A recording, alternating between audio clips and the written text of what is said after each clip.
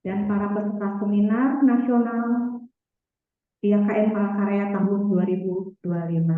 Selamat datang pada Seminar Nasional Institut Agama Kristen Negeri Palangkaraya tahun 2025 dengan topik pendekatan konseling melalui metode klinikal pastoral education.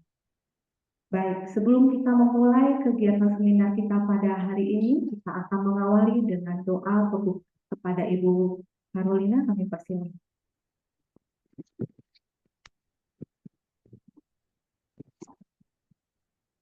Mari untuk mengawali kegiatan kita hari ini, kita sama-sama berdoa.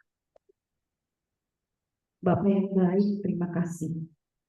Kami bersyukur Tuhan kalau kami boleh ada di tempat ini dalam Seminar Nasional Institut Agama Kristen Negeri Palangkaraya. Kami percaya ini semua karena kasih dan kemurahan Tuhan dalam hidup kami. Kami menyerahkan seminar ini dalam tangan Tuhan. Biar Engkau yang memimpin dan ambil alih sepenuhnya Tuhan. Kami berdoa biar Tuhan menolong kami untuk memahami materi yang disampaikan kepada setiap kami. Sehingga itu akan membekali kami untuk bisa menolong orang lain yang perlu ditolong, mendampingi orang-orang yang perlu didampingi. Biarlah hikmat Tuhan, kekuatan Tuhan boleh menyertai setiap kami. Bapa, terima kasih, kami juga berdoa bagi pemateri kami Tuhan. Ibu Dr. Nursini Sihombi, Tuhan memberkati hamba-Mu, berikan kekuatan, hikmat, kuasa daripada-Mu Tuhan. Sehingga apa yang disampaikan pada hari ini semakin meningkatkan keterampilan kami dalam kami melayani Tuhan. Terima kasih Bapak di surga memberkati apa yang kami gunakan hari ini Tuhan. Sound system yang ada, mereka yang mengikuti seminar ini secara online, Tuhan juga memberkati. Terima kasih Tuhan, dari awal, pertengahan hingga akhir kegiatan ini kami serahkan dalam tangan. Di dalam nama Tuhan Yesus Kristus kami berdoa. Amin.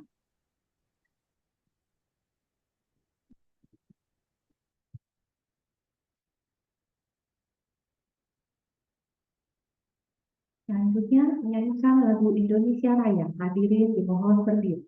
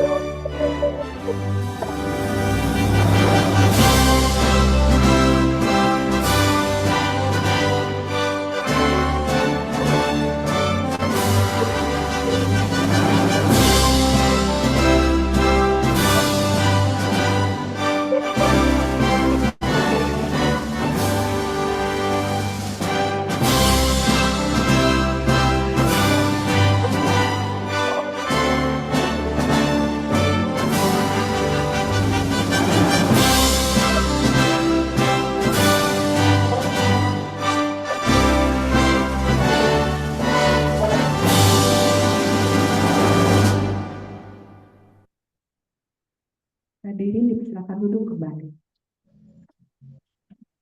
Selanjutnya kita akan mendengarkan sambutan Ketua Sinode GKE yang akan diwakili oleh Kepala Departemen Diakonia Sinode GKE, yaitu Ibu Pendeta Medisita. Kepada Ibu kami persilakan. Mohon izin untuk menyampaikan sambutan. Selamat pagi, salam sejahtera untuk kita. Shalom. Yang kami hormati Wakil 1, Rektor IAKM Palangkaraya, Ibu Setiawati MPH. Yang kami hormati pembicara tamu dalam rangka seminar nasional saat ini, yaitu Ibu Pendeta Dr. Norsini Sihombing MPH. Beliau adalah Supervisor Clinical Pastoral Education dan juga konselor nasional di Indonesia yang satu-satunya seorang pendeta. Kemudian yang juga kami hormati seluruh unsur pimpinan IAKM dan dosen dan juga seluruh mahasiswa yang berkesempatan hadir baik secara onsite dan juga secara online saat ini.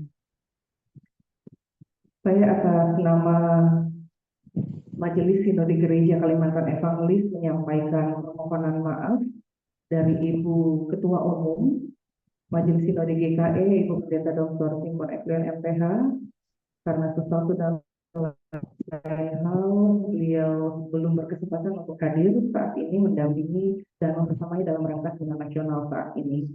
Dan beliau menitipkan salam dan juga selamat mengikuti seminar nasional pada saat ini, yaitu dengan tema pendekatan konseling melalui metode CPA.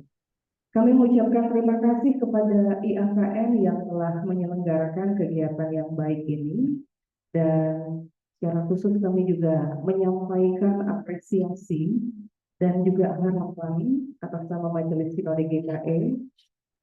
Program CPA merupakan salah satu program yang secara rutin telah dilaksanakan sejak tahun 2022 hingga saat ini. Dan Ibu Pendeta Norsini pun saat ini berada di Palangkaraya. Sebelumnya di Singkawang sejak tanggal 21 April maksud kami, dan melanjutkan di Palangkaraya saat ini hingga tanggal 9 Mei minggu depan dengan kegiatan 3 CPA, 3 pengantar CPA untuk angkatan 16 hingga angkatan yang ke-18. Karenanya kami juga sangat mengucapkan terima kasih kepada Ibu Pendeta Dr. Norsini Sihombing. Biasanya kalau di CPA kami sebutkan beliau sebagai kakak kami, dan kami memanggil dengan panggilan yang lebih akrab, yaitu Kak Nuni, seperti itu. Dan kami juga berharap bahwa melalui seminar nasional ini kiranya dapat meningkatkan pengetahuan, keterampilan dalam bidang konseling pastoral, dan tentunya juga akan sangat bermanfaat dalam menjalankan setiap tugas dan tanggung jawab kita.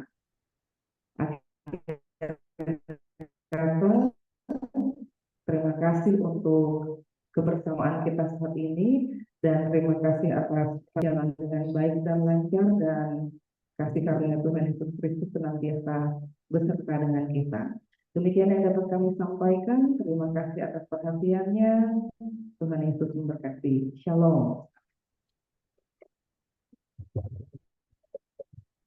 Baik, selanjutnya kita akan mendengarkan sambutan dan sekaligus membuka kegiatan kuliah umum oleh rektor yang akan diwakili oleh Wakil Rektor 1, Ibu Dr. Setiawati MPH, kepada Ibu Dr.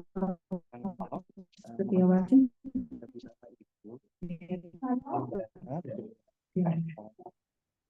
Salam sejahtera buat kita sekalian. Sabe selamat, lingkungan latai, salam sahujud karende Palembang, hari Kalino, kami kasaruga, sehat keduratan, arus. Bagi yang dilaksanakan, kiranya nasional hari ini boleh terselenggara dengan sumbangsi dan banyak pihak yang merindukan institusi di saya adalah institusi pasal institusi. Pertama-tama saya menyapa dan saya hormati Ibu Pendeta yang boleh berkenan hadir pada hari ini sebagai narasumber kita, yaitu Dr. Norsini Sihombing MPH. Kita kasih tepuk tangan untuk beliau. Terima kasih sudah berkenan hadir di tengah-tengah kami, keluarga besar IAKM Palangkaraya, dan juga kepada Ibu Pendeta Medisita ya, sebagai Kepala Departemen Diakonia Sinode GKE yang mewakili Ibu Ketua Umum Sinode yang juga tengah-tengah kita.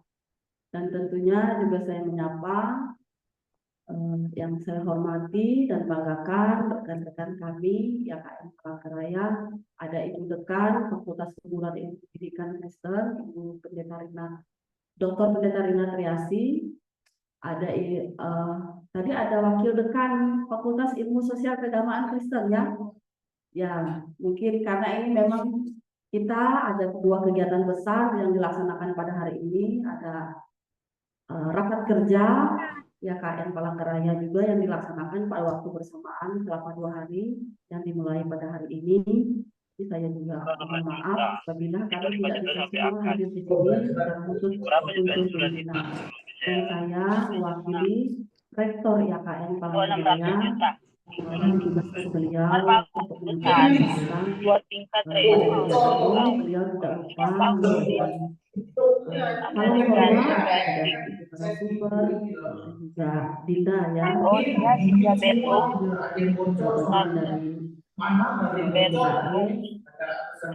juga boleh 3 kamar, 2 kamar mandi, juga ada beberapa dosen 2 garasi dan mahasiswa-mahasiswi yang hadir secara luring, dan tentunya kami juga tidak lupa menyapa yang hadir secara daring ya, secara Zoom yang memang kita selenggarakan pada hari ini secara hybrid.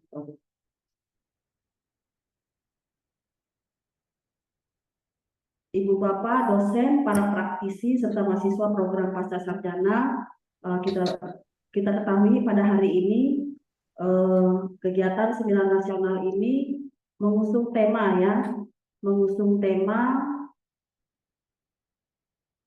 pendekatan konseling melalui metode clinical pastoral education atau CPE. Dan sudah kita dengarkan tadi apa yang disampaikan oleh Kepala Departemen Sinode GKE bahwa CPE ini bukan hal yang baru.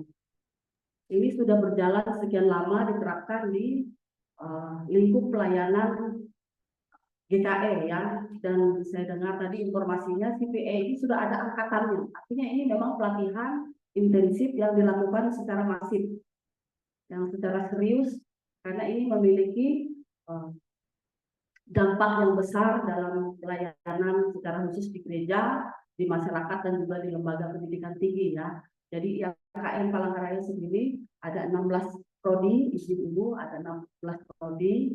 Nah, prodi yang bersentuhan langsung dengan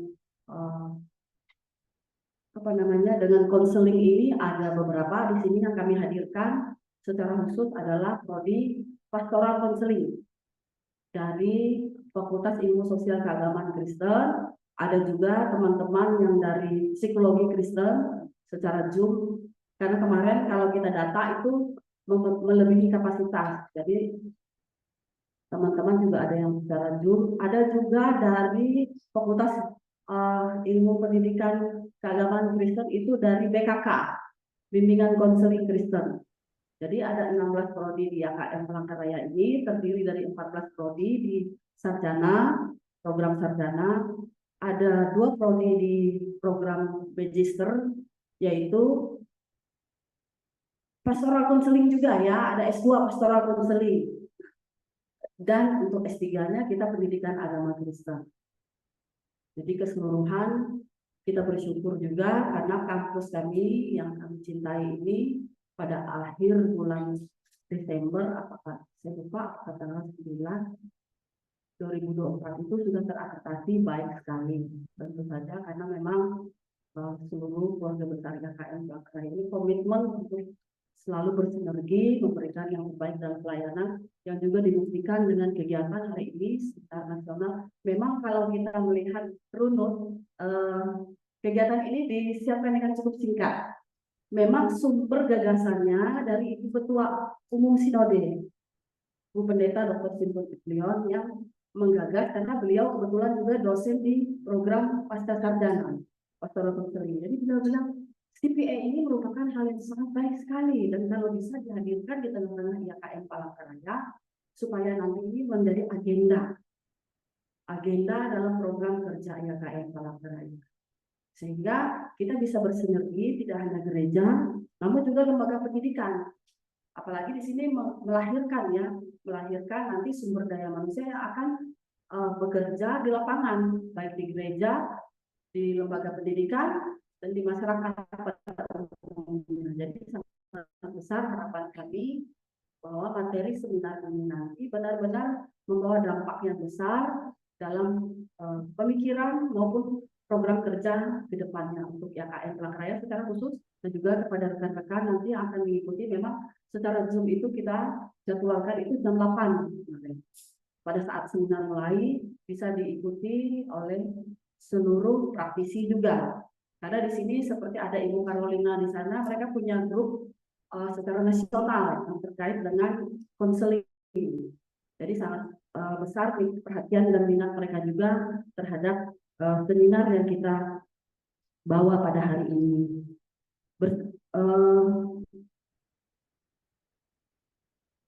Dengan demikian,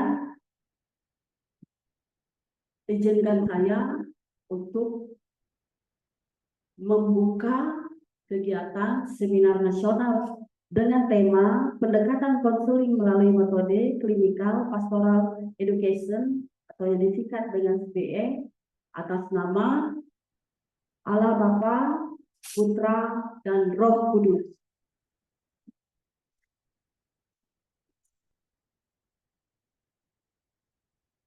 Dan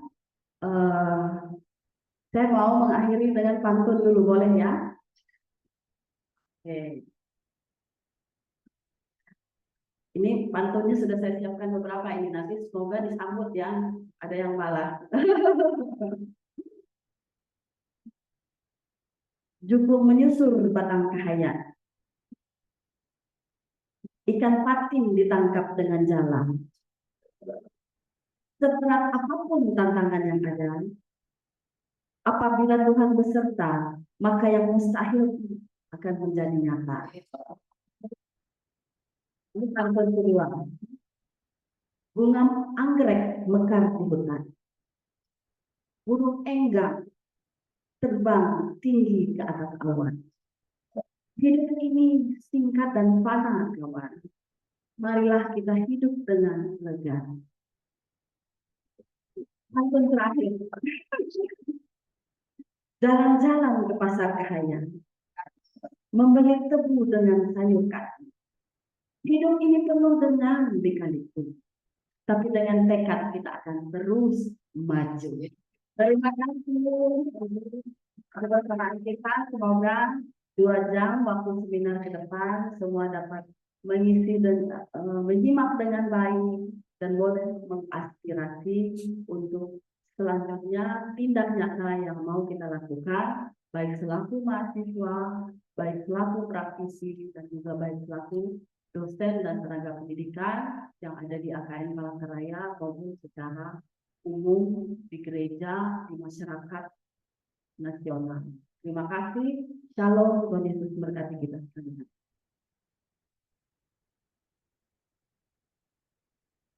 Terima kasih kepada Ibu Dr. Setiawati MTH. Selanjutnya kita akan masuk pada penyerahan sertifikat dan bingkisan. Penyerahan sertifikat dan bingkisan ini kami berikan kepada yang pertama narasumber kita pada hari ini, Ibu Pendeta Dr. Nursini Sihoping MTH, dan yang kedua perwakilan Sinode GKE. Kepada penyerahan bingkisan ini kami mohon kesediaan Ibu Dr. Setiawati untuk bisa memberikan Bapak Ibu yang diminta bisa mengambil tamu.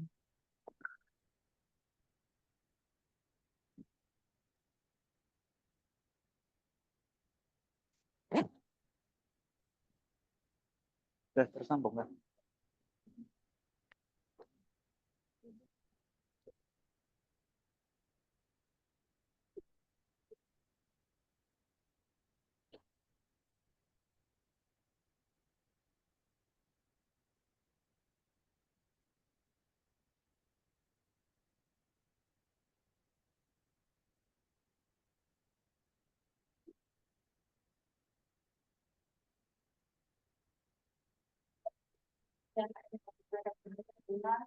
hasil alamnya hutan,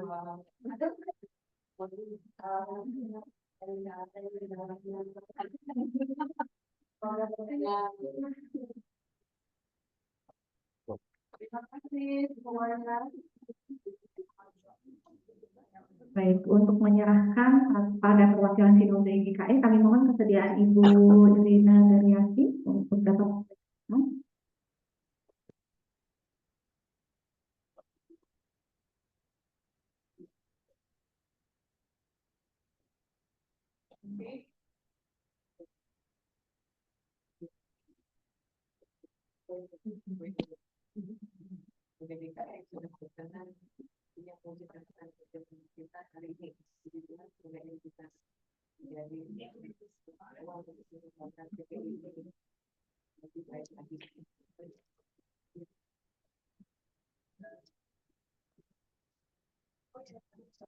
Baik, selanjutnya mungkin kita akan langsung masuk pada sesi foto bersama. Kami mohon kesediaan para unsur pimpinan bisa maju ke depan untuk kita bisa foto bersama.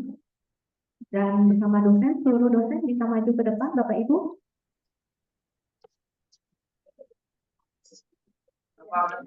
Mahasiswa, ya, silakan mahasiswa berdiri. Ibu.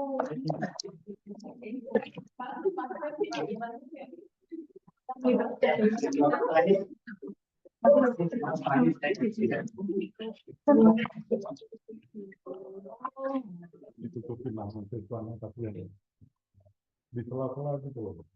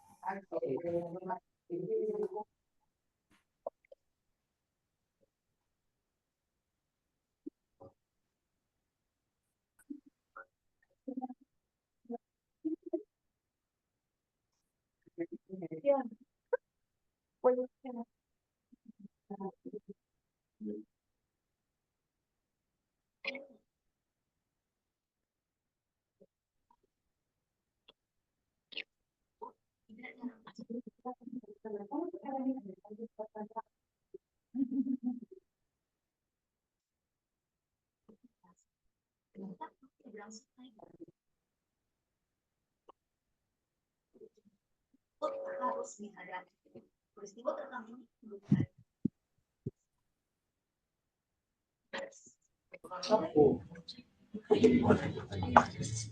Adriana Grande. Aduh, nama mereka ini banyak setan artis loh. Agnes Monica ada. Agnes Monica. Si Angelina. Baik, selanjutnya kita akan masuk pada sesi seminar. Untuk itu kami undang langsung Ibu Pendeta Dr. dan moderator kita pada hari ini, Ibu Syara Michel Okotesina, SSI Teologi MSI. Untuk selanjutnya kami serahkan kepada Ibu Michel untuk memandu kegiatan seminar ini. Waktu dan tempat kami persilakan.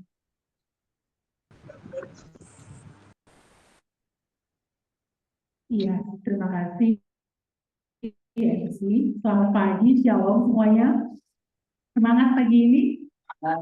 Semangat luar biasa karena kita kedatangan narasumber yang sangat luar biasa bersama kita di pagi ini, Ibu Pendeta Dr. Nursini Sihombing SPH, yang kami hormati juga Ibu Pendeta Mensi Sita selaku Kepala Departemen Koinonia Sinode GKE, dan juga para peserta yang hadir di ruangan ini, bahkan juga yang bergabung melalui ruang Zoom meeting. Nah, puji syukur kami panjatkan kepada Tuhan karena di pagi ini kita melangsungkan seminar nasional dengan tema pendekatan konseling melalui metode clinical pastoral education (CPA). Dan untuk tidak membuang waktu, saya akan memperkenalkan narasumber kita di pagi ini.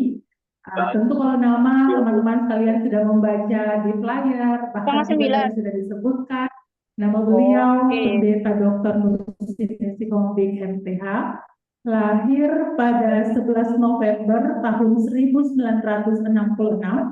Beliau sebagai seorang konselor pada tingkat nasional dan juga bekerja di klinik pastoral education full supervisor di UAM dan trainer konseling dan juga sebagai seorang dosen di lembaga konseling keluarga kreatif. Ibu Pendeta Nursini telah menikah dengan Pendeta Saul Abednego Sigalingin dan dikaruniakan 2 orang anak laki-laki, yang pertama Pendeta Yosua dan yang kedua bernama Daniel. Nah, pada saat ini Bu Pendeta juga akan menyampaikan materi yang tentu telah kita dengarkan pertama tadi, yaitu pendekatan konseling melalui metode clinical pastoral education. Jadi di sini kita akan belajar tentang metode yang akan digunakan ketika teman-teman nantinya menjadi konselor setelah lulus dari tempat ini. Nah, ini juga tentu menjadi ilmu yang baru bagi kami, yang bisa juga kami pelajari dari sudut bidang ilmu yang lain, sehingga juga bisa membantu dalam pengembangan ilmu kita masing-masing.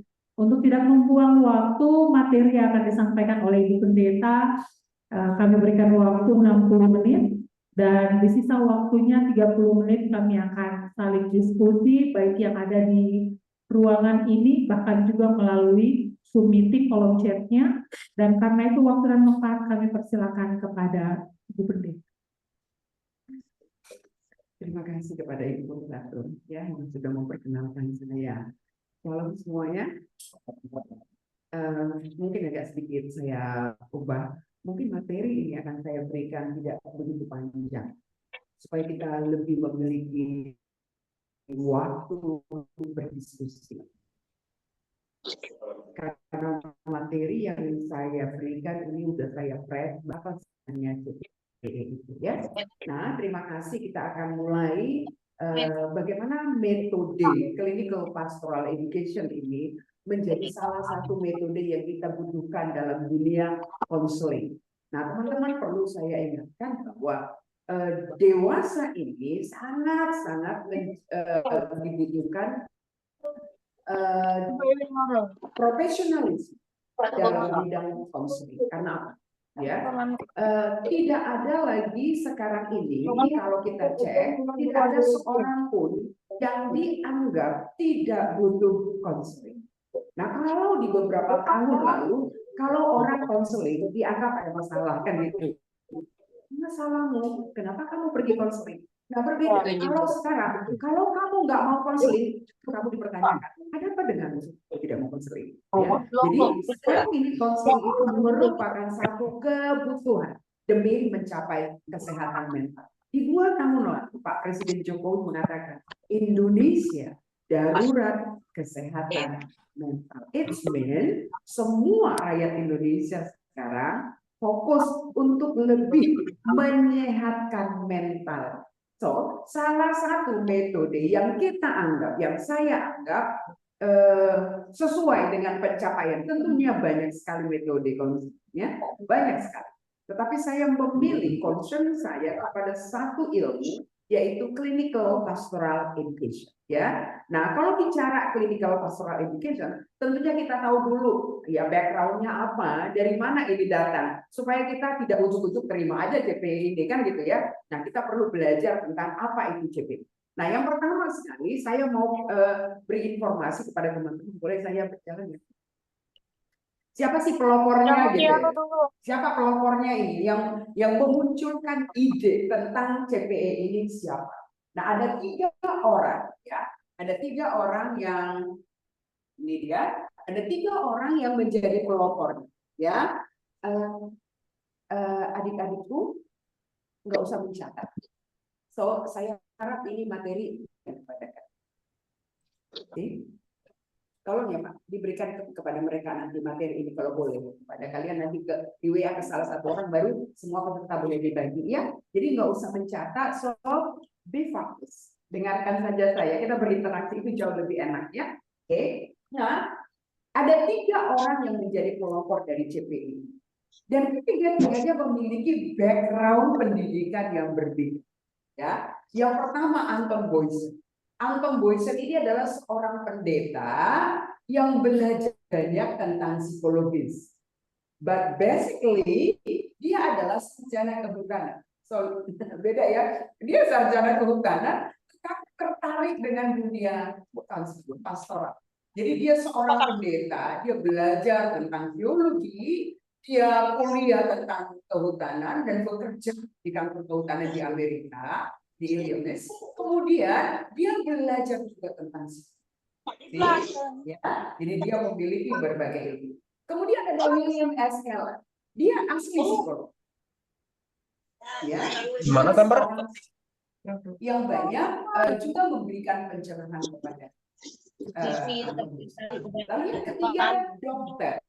Ini dokter fisik, bukan psikis ya. Jadi kalau William adalah psikolog, ini dokter fisik, dokter medik, ya medical doctor. Namanya Richard C. Cabot, ya. Nah, ketiga inilah yang meski di berbagai proses mereka ini berbaur dengan banyak orang.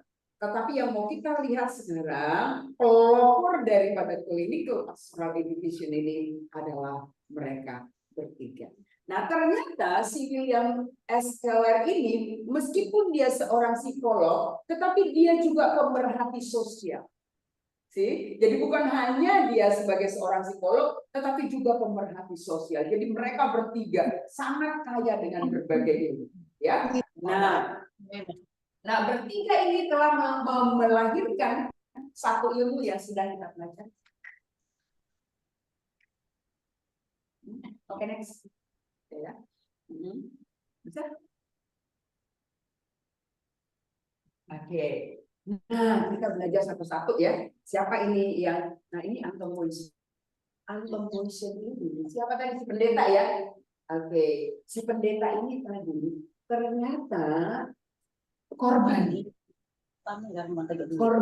atau penderita penyakit schizophrenia. Adik-adik tahu schizophrenia? Apa penyakit schizophrenia? Kalau dulu dikatakan ODGJ, how can you imagine as a pastor memiliki penyakit ODGJ? Bisa kamu bayangkan? Pendeta gila, lalu masuk rumah sakit jiwa berulang kali. Mungkin nggak? Menurutmu mungkin nggak? Halo, mungkin nggak seorang pendeta masuk rumah sakit jiwa karena gila? Ya mungkin lah ya. Entah apa masalahnya, nanti aja kita nggak tahu apa kita ya. Nah, pertanyaan itu sekarang kepada kalian mahasiswa teologi ya? Mahasiswa pasca? Pastoral, kalian mahasiswa pastoral. Ada nggak kemungkinan kalian terserang schizophrenia? Ada juga. Wong saya sengaja juga bisa kena, kan gitu. Kalau udah kena mentok kan begitu ya, gitu. Bisa depresi, bisa frustrasi, apalagi kayak kamu anak muda putus cinta. Nah, nanti bias. Dan itu dia lagi. Nah, dalam penyakit itu dia menyadari bahwa dalam proses, jadi dia itu bolak-balik ya. Jadi enggak sekali. Teman-teman dia enggak sekali. Dia masuk rumah sakit jiwa, pulang, dia didampingi istrinya, dia balik lagi, jadi dia berulang kali di rumah sakit Amerika, di Boston, di rumah sakit jiwa. Dia bolak-balik. Ini di tahun 20-an ya. Jadi di era tahun 1925 seperti itu ya. Nah, dia menyadari ketika dalam proses pengobatan dia di rumah sakit jiwa, dia menyadari bahwa kesehatan itu adalah harmoni batin. Ya, harmoni batin banyak unsur-unsur yang mendukung. Jadi secara vitalitas penyakit itu akan dapat disembuhkan dengan vitalitas yang tidak dicapai dengan medis saja, tetapi dengan gabungan instrumen spiritual, fisiologis seperti pendekatan konseling. Jadi kalau ada yang depresi, ya. Ibu saya ini pulang ini itu dua orang. Ibu saya Terbuka, mereka orang tapi juga dari pendekatan. Kenapa itu? Next. biasanya Yang sulit ya. kami pulang lebih jam 7, jam 8, sampai di pasar sampai 9. Belum ada orang itu yang dua itu. Loh, kok belum punahnya? Iya, biasanya dia telepon katanya. Aku tidak langsung mau bilang apa, bilang Nah, pada waktu itu, Boci mulai melihat sesuatu ada yang nggak beres dalam gereja. Karena dia pendeta, so dia tahu ya. Dia tahu keterbatasan gereja, dia tahu kelebihan gereja. Nah, dia mulai melihat ada sesuatu yang nggak beres di gereja. Dikatakan if a man has a broken leg, he can in almost any part of the country be cared for a church hospital. Ya, at church expense and under church auspice. But if he has a broken heart, he is sent to a state institution, there to be forgotten by the church. Teman-teman tahu artinya? Ini bahasa Dayak loh. Paham nggak? Tapi paham nggak? Kebiasaan gereja itu kalau yang dia patah, lalu yang patah kakinya ini dibawa. Nah, gereja akan berdiri. Gereja datang mengunjungi mereka, menghibur mereka, bahkan memberikan bantuan kepada mereka. Tetapi coba, ada di antara anak remaja yang patah hati karena cintanya diputus oleh pacarnya. Gereja enggak?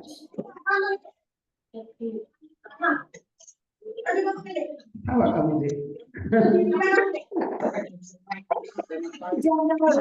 Kejanggalan yang terjadi dalam gereja pada waktu dan konsep gereja bahwa orang itu ada yang dipedulikan.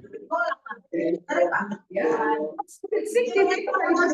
pertanyaan saya sekarang setahun gereja begitu enggak? Begitu enggak? Sampai sekarang masih di situ kita. Masih di tahun 1920-an. Konsep gereja Amerika masih di situ. Enggak peduli dengan kesehatan mental, enggak peduli. Nah, saya bertemu misalnya contohnya dari sini, gereja misalnya peduli dengan orang yang berduka cita karena papanya meninggal, karena mamanya meninggal. Betul? Lalu datang membawa penghiburan. Kalau peduli nggak orang sama? Kalau kamu menangis, dia baik. Diketawain. Kok aja mati kau menangis? Aneh kau. Nggak beriman kau. Padahal kucing itu adalah satu-satunya teman dia. Papa mamanya nggak peduli sama dia. Terlalu banyak kegiatan di luar. Yang menemani dia di rumah adalah kucing. And suddenly kucingnya mati. Dan dia berduka luar biasa. Dan gereja nggak peduli. Itu maksudnya. Ya, nah artinya pernyataan ini menegaskan bahwa tujuan dari pelayanan pastoral tidak hanya kepada kebutuhan pelayanan spiritual, tetapi juga bagi jemaat yang menderita sakit hati dan jiwanya, membawa mereka kembali pada relasi yang benar dan lebih baik pada Tuhan. Jadi ini dia kritikan daripada alkoholisme supaya gereja jangan di zona nyaman, hanya memperhatikan penyakit fisik. Next. Oke. Nah, lalu mereka bertiga ini berseru. Alkoholisme Keller, Cabot mengatakan kita harus agar ikut menggumuli persoalan masyarakat. Jangan di zona nyaman hanya berkhotbah dari mimbar. Turun mimbar. Turun. Khotbahmu itu nggak ada artinya kalau kamu nggak mengerti masyarakat. Turun. Ya, buka jubahmu seperti Yesus membuka jubahnya ketika dia membasuh kaki murid. Jangan gila dengan jubah kehormatan. Itu. Kemudian dia katakan yang kedua, mahasiswa sudah kerja, tidak hanya Enggak yang enak sakit itu rasanya sakit. Ya, sampai sekarang di Amerika kamu nggak bisa ngambil S3 pastoral kalau belajar. Mana? Dan itu sebabnya karena Amerika itu karena Filipina jajahan Amerika. Ini kurikulum di sekolah teologi ya, ini kurikulum di sekolah pastor, di sekolah suster, ya, di sekolah SPT atau pendidikan teologi agama Kristen. CPE ini adalah kurikulum yang harus diikuti mahasiswa. Harus diikuti. Kalau di Indonesia belum, semoga kita nanti memikirkan. Ya, next. Nah, atas seruan ini mari kita lihat apa sih, kenapa sih gencar banget orang tiga ini ya? Apa yang terjadi? Kenapa harus mereka mengharuskan ini bekerja? Nah, kita lihat metode apa? Nah, ternyata di CPI itu ada metode pendampingan pastoral konseling yang memahami bahwa living human document. Ya, ini jadi CPE itu sangat concern dengan pemahaman akan living human document. Artinya apa? Bahwa manusia itu terdiri dari dokumen-dokumen yang hidup. Oleh karena itu, mahasiswa tidak lagi hanya tentunya perlu, tetapi tidak lagi hanya belajar teori dari buku. Tetapi mahasiswa juga harus membuka wacana berpikirnya, atau pendeta, atau dosen, atau siapapun harus membuka wacana berpikirnya belajar dari dokumen manusia.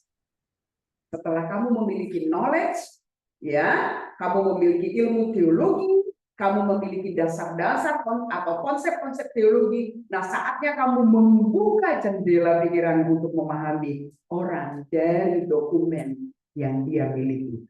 So, bukunya adalah orang tersebut. Ya, oke, next. Nah, proses pelaksanaan CPE menekankan pendidikan klinis praktis, bukan proses pendidikan yang sifatnya teoritis. Itu sebabnya kalau di kuliah ini jenjangnya tidak di dasar, tidak di semester 1, tetapi di semester akhir. Dia udah dianggap mumpuni dalam knowledge, ya, sehingga sekarang dia diajarkan ya bagaimana kamu sebelum kamu terjun ke lapangan, kamu mau jadi guru, kamu mau jadi pendeta, kamu mau menjadi misionaris, kamu mau menjadi aktif di masyarakat, mau jadi apapun kamu, maka step terakhir sebelum kamu keluar dari kampus dibekali ya, kamu ikut belajar CPE. Karena apa? Kamu nggak perlu lagi teori, tetapi mempraktekkan apa yang kamu tahu. Ya, nah klien juga berfungsi sebagai guru. Nanti kita akan bertemu klien dalam prakteknya, kamu akan bertemu dengan klien. Uniknya di CPE ini, klienmu menjadi guru. Ya, klien bayangin ini ya kita temukan dalam dunia konseling lain.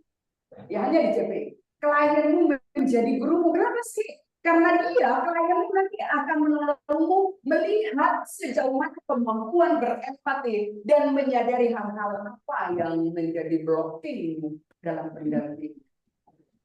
Oke, jadi gini, contohnya saya Wina, saya mendampingi Wina, ya saya Wina, apa kabarmu? Lalu saya belajar, ya. Nah, nanti percakapan saya akan saya bawa kepada supervisor. Ya, akan saya bawa kepada supervisor saya di kelas ini ya, kelasnya banyak, sedikit gitu ya. Nah, kemudian ketika berbicara saya supervisor yang mengandalkan siapa namanya? Tamara mengkonselingi ini, ya. Kemudian saya supervisor, lalu saya katakan kepada saya, sama. Apa yang terjadi sampai kau mempertanyakan itu kepada Willy? Oh begini. Nah ternyata dalam percakapan ini, ya, dia yang kita temukan isu bukan ini. Di masalahnya Wina, karena saya sebagai supervisor, saya akhirnya menemukan dalam pendampingan ini cara dia bertanya kepada Wina, cara dia memberikan interaksi kepada Wina. Justru saya tahu sekarang saya menolong dia yang paling besar masalahnya ada. Lalu kita menolong dia supaya itu tidak terjadi lagi kepada klien berikutnya. Nah itu maksudnya ya. Jadi dalam pendampingan ini bukan hanya klien yang ditolong, tetapi juga konsumen, gitu ya. Tetapi tentunya dengan pendampingan seorang supervisor. Oke, next. Nah, dalam pembelajaran CPE yang paling diandalkan di sini adalah pembelajaran ini fokus, ya. Fokusnya itu adalah kepedulian dan empati. How to be kind. Jadi lebih daripada peduli pada diri sendiri dan peduli. Jadi kamu dilatih menjadi orang yang peduli dan berempati. Ya, kalau peduli tahu nggak peduli? Ya, peduli ya. Artinya kamu bisa mempedulikan dia. Kamu tahu apa yang dia butuhkan. Tentunya bukan masalah uang, tetapi ini masalah rasa dalam menangani persoalan. Lalu dikatakan di sini kepedulian dan empati. Kamu tahu empati? Empati itu how to hold your foot, ya, meletakkan kakimu di sepatu orang lain. Artinya berbela rasa. Kamu tahu meletakkan hatimu di perasaan orang lain, sehingga kamu nggak gampang menghakimi. Kamu nggak gampang melabel, ya. Kamu nggak gampang ngebully, kamu nggak gampang ngejatuhin, karena kamu dilatih menjadi pribadi yang berempati. Bukan beda, ya, bukan simpati, tapi empati. Ini skill yang sangat penting. Nah, skill yang berikutnya yang paling penting adalah dan dalam hal ini menyatakan bahwa jadi kamu dilatih menjadi pribadi pendengar yang baik, peduli, empati, dan memiliki kemampuan mendengar. Biasa aja kali, kan ya kan? Biasa nggak bagi kalian? Mana lebih enak mendengar atau didengar? Didengar, sih. Sehingga kita suka bicara. Ketika orang lain bicara juga kita suka nyelonong bicara. Orang belum tuntas bicara, kamu sudah nyelonong bicara, kan? Ya, dengan manusia. Tetapi di CPE dilatih untuk mendengar. Dengan cara apa? Kamu mendengar dengan telinga. Tapi ingat, kalau kamu mendengar dengan telinga saja, nilainya masih 7. Kita mau mencapai nilai 100. Ya. Kalau kamu hanya mendengar dengan telinga, berarti kamu harus mendengar intonasi, benar kan? Ya, supaya kamu memahami orang lain, kamu pakai telingamu. Berapa lagi dong supaya sempurna? Hah? Supaya sempurna? 93. Dari mana? Pakai mata. Mendengar dengan mata. Panca indera yang tidak mau bohong dan mata. Meskipun kamu keluarkan air mata buaya, itu tetap mengatakan kamu air mata buaya. Jadi panca indera yang jujur itu adalah mata. Maka dalam keterampilan konseling ala CPE, kamu harus perhatikan klien, melihat matanya tanpa harus mempelototi dia. Ya, melihat gestur, body language. So, poin yang paling tinggi dicapai adalah ketika kamu memakai matamu, memperhatikan gestur, memperhatikan mata, rona wajah klien, dan nilainya tinggi. Wow. Terkadang klienmu itu bisa nggak ngomong, tapi dari gesturnya kamu tahu kira-kira apa yang sedang dia rasa. Jadi, ini keterampilan yang harus dilatih. Lalu yang berikutnya apa? Mendengar dengan apa? Mendengar dengan pikir. Mendengar dengan pikiran artinya kamu fokus. Fokus. Here and now. Jangan ketika kamu berbicara kamu menghayal, kamu ala-ala mendengar, perasaan mendengar seakan-akan mendengar, tetapi jiwamu bertamasya. Ada yang seperti itu. Tetapi dalam CPI kamu dilatih how to be focus. Kenapa? Dalam fokus kamu dapat mencerna 1 jam klien bicara non-stop.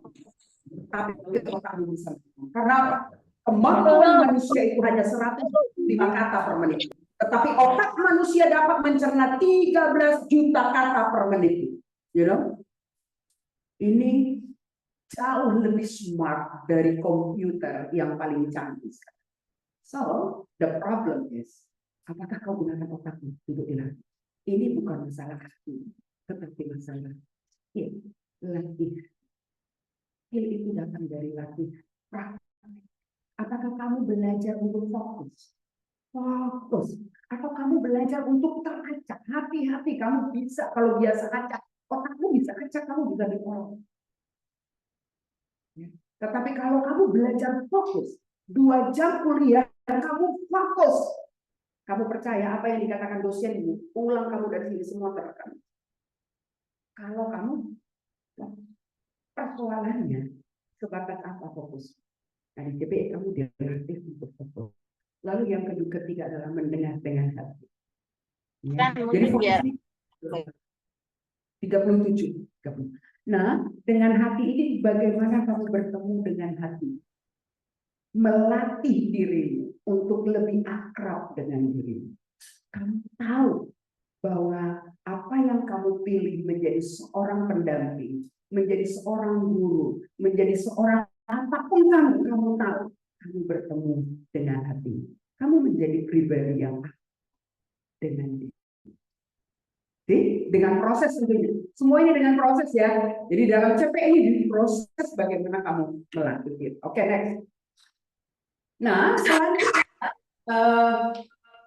penerapan teologi dan pendekatan belajar melalui praktek pelayanan atau belajar melalui pengalaman, experience learning. Jadi kita katakan tadi kamu tidak buka buku selama CPI kamu tidak buka, tetapi buka pengalaman. Buka pengalaman. Lalu buka pengalaman masa lalu. Ya, what kind of inner child you have? What kind of monster you have? Ya, itu semua nanti akan dibuka ya, yang bertumbuh tentunya dari masa lalu ya. Itu experience. Kemudian bagaimana kamu memakai metode pembelajaran memahami manusia sebagai dokumen yang hidup tadi. Karena gitu, kalau kita bicara living human document. Oke. Siapa namanya? Agnes, contohnya Agnes. Agnes ya, ini Agnes. Agnes boleh saya tahu apa kekurangan? Pemalu. Si Agnes karakternya pemalu. Kita cek kalau dia living human. Kita akan lacak apa yang membuat Agnes pemalu. Dia akan kita klinis. Pemalu itu datangnya bukan sekarang, tetapi itu bertumbuh dari ini terdokumen. Lalu pada masa dia dewasa, dokumen itu tertrigger, ada yang men-trigger, lalu dia menjadi pemalu. Nah ini tentunya dikupas, ya apa yang terjadi sampai dia terdokumen menjadi Agnes yang pemalu. Apa pemalu? Kamu dek siapa namanya saya? Ruth, apa kelemahan Ruth? Kurang fokus, sih? Ini kurang fokus. Lalu kita cek apa yang terjadi kurang fokus ini dampak dari apa? Apakah di sana ada anger, kemarahan? Apakah biasanya kalau unfocus itu adalah buah dari anger. Jadi dia bisa jadi hidden anger, kemarahan yang tersembunyi, yang dampaknya kepada unfocus. Dari mana bertumbuh? Nah kita buka dokumennya.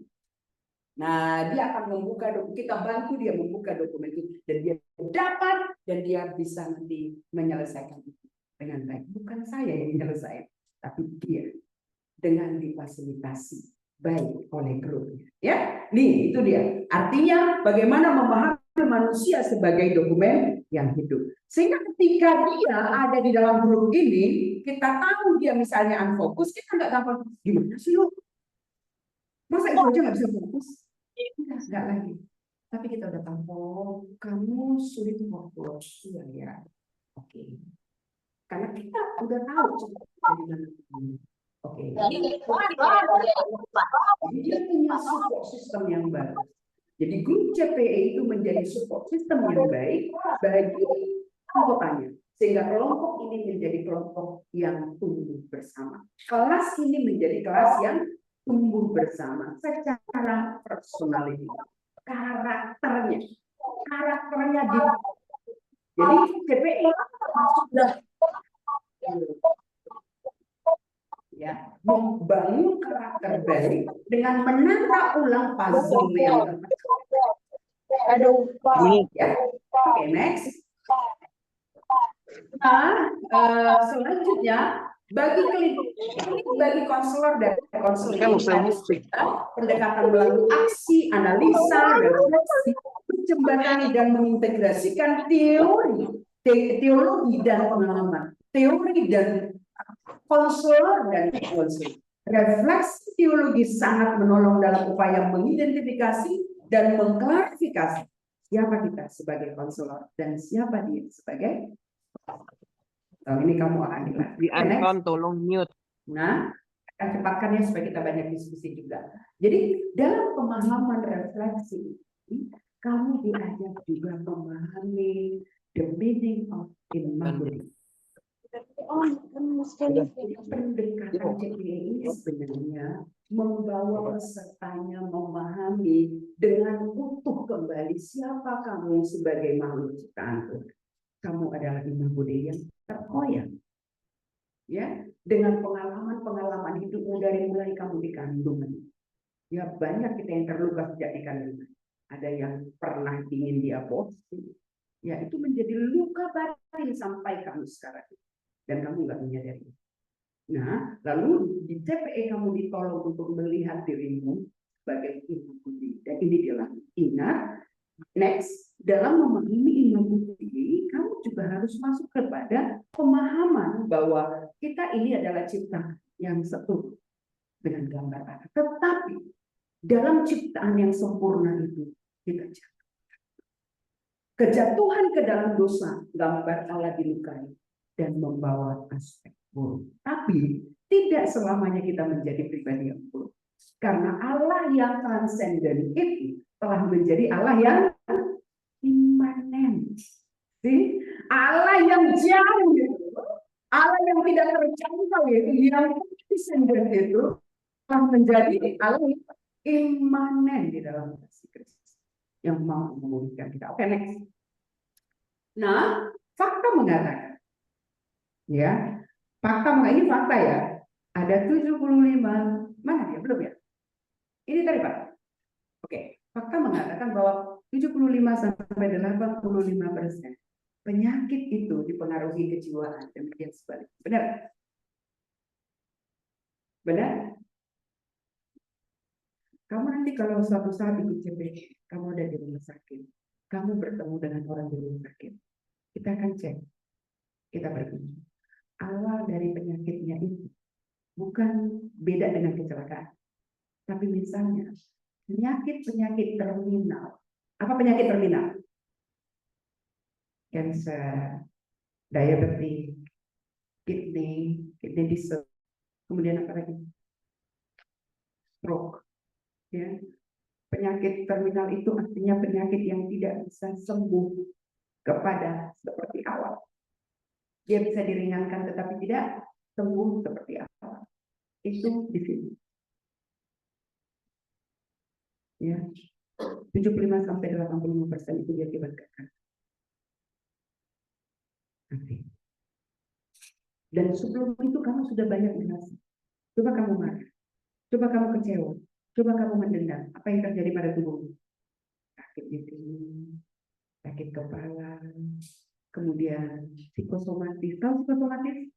Ya, asam lambung, ya kan? Sakit perut, mencret. Kamu makan obat 3 kilo 1 hari pun untuk sakit kepalamu, kau nggak akan sembuh. Nggak sembuh karena kau psikosomatis. Itu bukan penyakit medis, tapi penyakit mental. Tekanan, kemarahan, kekecewaan, ketertolakan, sumbernya dari itu dia. Ya tentunya ada yang tidak, karena hanya sampai 85%. Berarti ada 15% lagi karena memang medis. Ya. Kemudian stres yang berlebihan menyikapi suatu penyakit masalah bisa mengakibatkan kematian. Kalau kamu sakit, kamu psikosomatis, kau tambah stres, tiba-tiba bisa mati. Jangan heran. Apa sakitnya? Sakit mati. Ikas bulu dengan tai. Terlalu stres, gitu ya. Kemudian biasanya pertentangan pemahaman spiritual dan masalah di dalam. Orang banyak sakit karena aku dekat sama Tuhan, aku baik sama Tuhan, aku rajin ibadah, aku rajin ini, aku hormat sama orang tua. Tapi kenapa aku gagal? Kenapa Bapak Ibu dosen itu begitu benci sama aku? Padahal aku baik sama dia. Ini menjadi beban, salah satu beban bagi ya. Kenapa dia begitu jahat sama aku? Aku baik sama dia. Tapi kalau dia memandang aku, kenapa dia begitu sini? Kamu berperan dengan kamu biarkan dirimu kena serangan penyakit. Kamu biarkan. Kamu nggak bisa batasi dirimu untuk memikirkan orang lain. Nah, CPE mengajarimu bagaimana how to build boundaries. Membangun batasan-batasan supaya kelemahan orang lain tidak memperdayamu untuk menjadi lemah. Ya, negatif orang lain tidak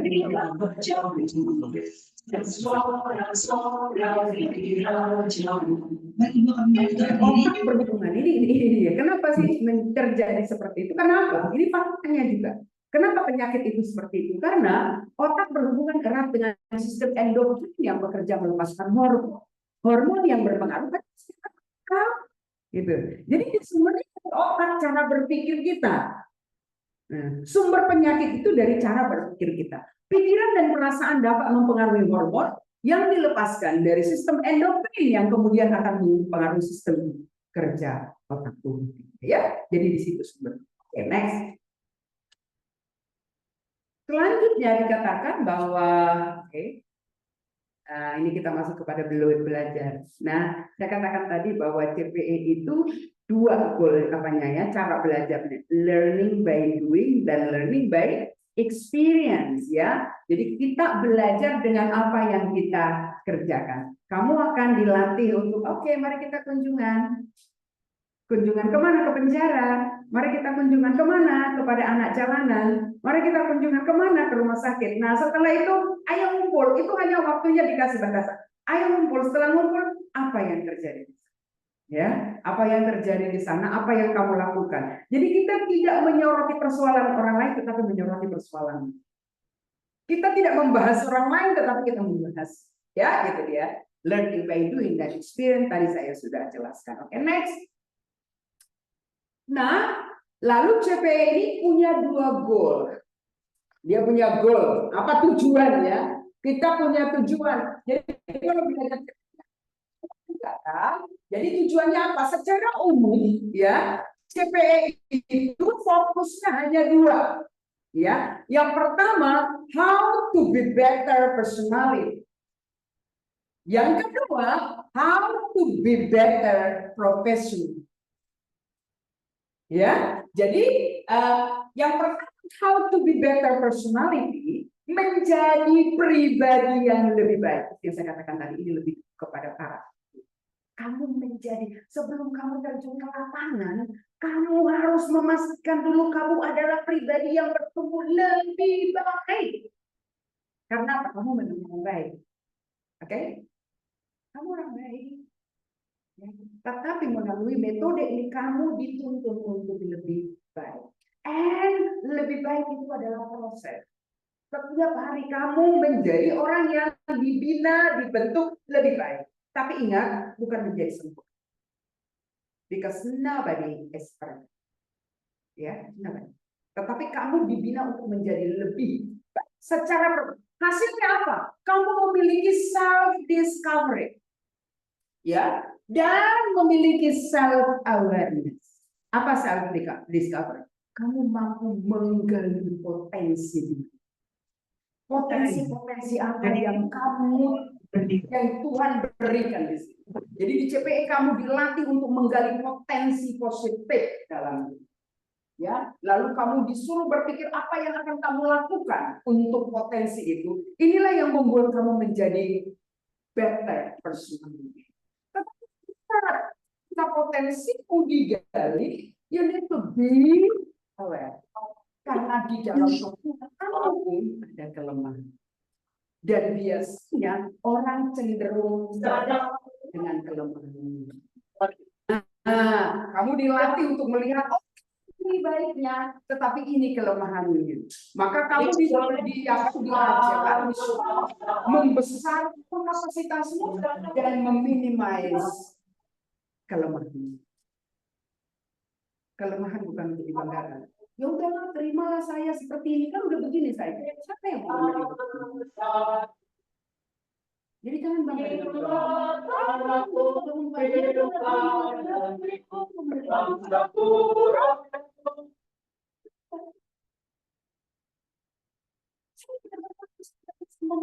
mengerjakan tugas panjang-panjangnya udah itu saya. Dosen mana yang menerima kamu mengerjakan tugas pendek-pendek?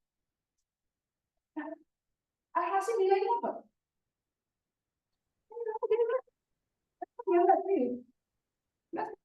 Tetapi ketika kamu menemukan, oh ya aku punya kapasitas, tetapi aku punya kelemahan. So what should I do for my limitation? Apa yang harus dilakukan dengan kelemahan ini? So aku butuh energi lebih banyak lagi melatih diri. Kalau orang lain sekali baca saja materi sudah dapat, aku ternyata butuh 3 kali baca dan dapat. So, Jesus kesadaran ini harus sadar. Oke? Next. Tunggu. Nah, dengan demikian kamu nanti akan memiliki kapasitas secara profesional. Nah, kalau kamu nanti jadi guru, kamu akan mengatakan, yes, profesional, kamu menjadi guru yang kompeten. Ya, karena kepribadianmu sudah baik, jadi bukan profesionalmu yang lebih diutamakan, tetapi yang paling diutamakan adalah karena banyak orang pintar tapi tidak punya karakter baik. Ya, banyak orang hebat tetapi tidak punya karakter baik. Nah, kita mau seimbang, punya karakter baik, punya karir yang baik. Oke? Nah, itu dia ya. Next. Oke.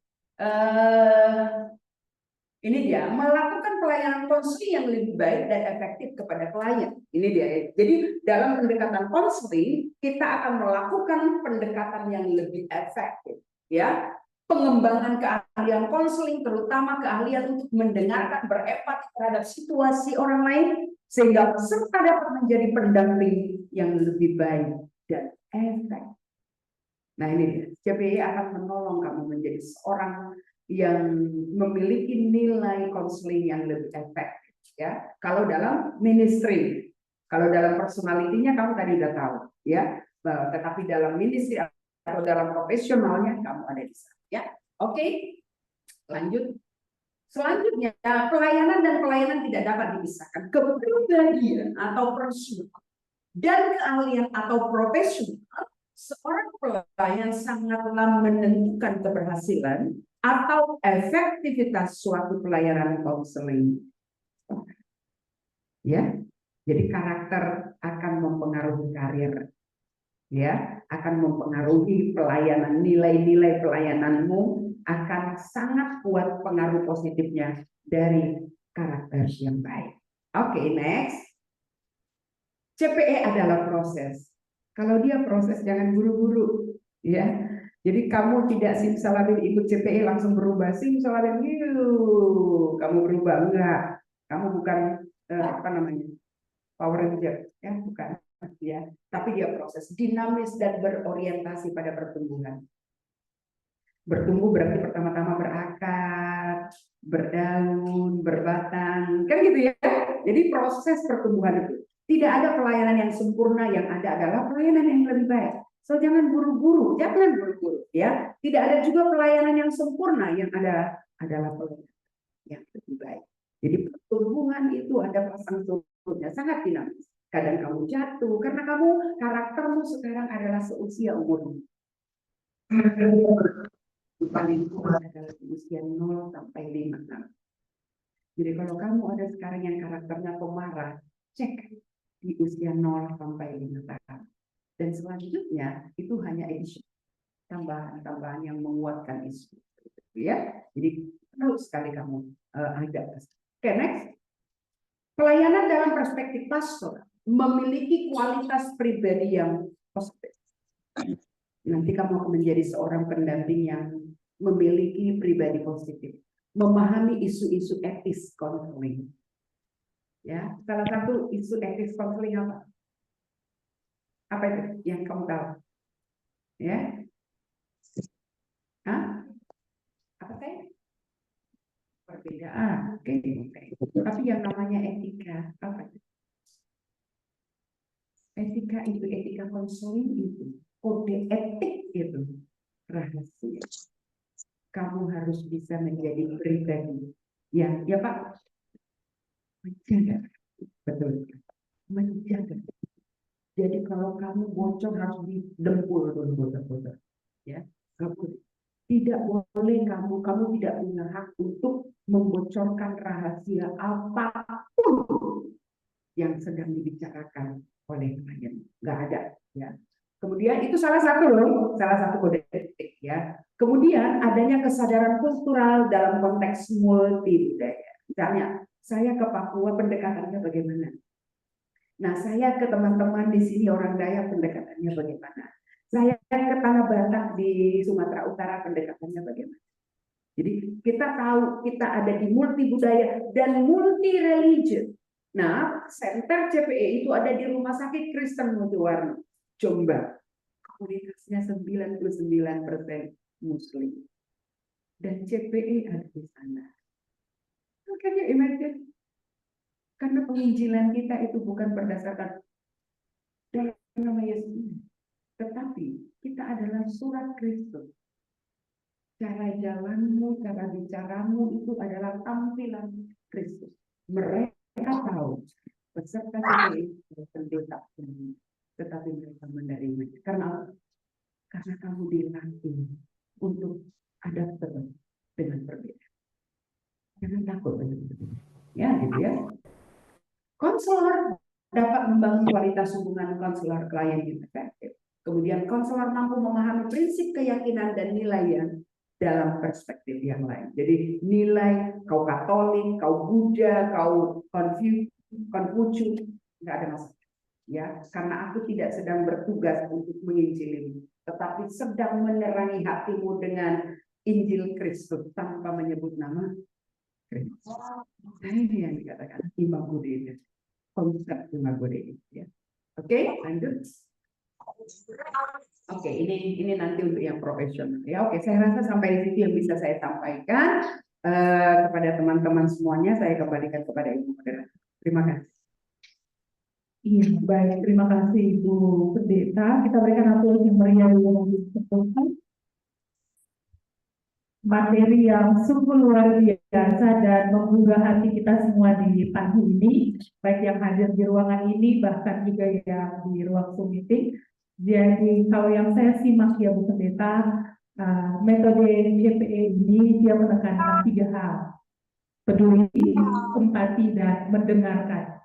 Menjadi seorang pendengar itu jauh lebih sulit karena keinginan kita mau didengarkan. Tapi di sini kita belajar, kita melatih keterampilan kita untuk bagaimana bisa menjadi seorang pendengar. Dan kalau boleh dikatakan, metode ini bisa menjadi salah satu pendekatan yang kontekstual ya untuk saya, yang bisa menjawab masalah bukan hanya spiritual, tapi juga mental dan masalah-masalah atau penyakit yang ada di masyarakat. Nah, baik. Selanjutnya kita akan ada dalam sesi diskusi. Saya akan buka dalam beberapa termin. Yang pertama mungkin dari teman-teman di ruangan ini, dan bagi Bapak Ibu dan teman-teman yang berada di Zoom meeting bisa menuliskan pertanyaan di room chat. Nanti saya akan bantu untuk membacakan dan kita diskusi bersama. Silakan bagi teman-teman yang di ruangan ini ada yang mau bertanya. Kita buka yang pertama dulu untuk 3 orang. Atau ada yang mau langsung sharing pengalamannya karena learning by doing, learning by experience. Nah, itu yang jauh lebih penting. Ada yang mau sharing berbagi tentang pengalaman langsung dengan Ibu Pendeta. Ada? Ayo teman-teman. 1, ada lagi? Kita tampung dulu 2. 1 lagi. Ayo perempuan, mana suaranya?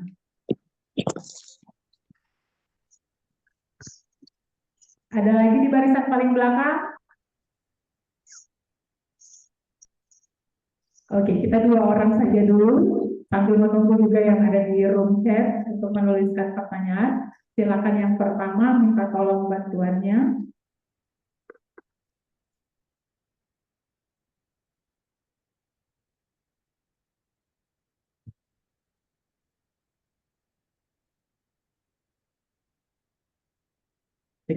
Baik, terima kasih Bu atas kesempatan yang telah diberikan kepada saya. Perkenalkan, nama saya Henry, saya dari Prodi BKK semester 2. Di sini saya ingin bertanya, apakah dalam menerapkan atau mempelajari metode CPE? Dan jika ada, kira-kira bagaimana cara kita menghadapi tantangan tersebut? Sekian, terima kasih.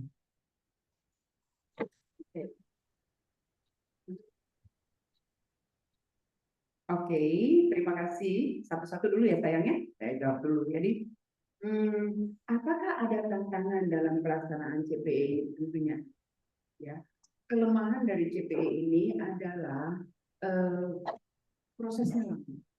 Saya katakan tadi ya, ini proses. Jadi, karena kelemahan CPE ini merupakan jangka yang panjang, jadi untuk 1 unit CPE itu ada 10 minggu, 400 jam.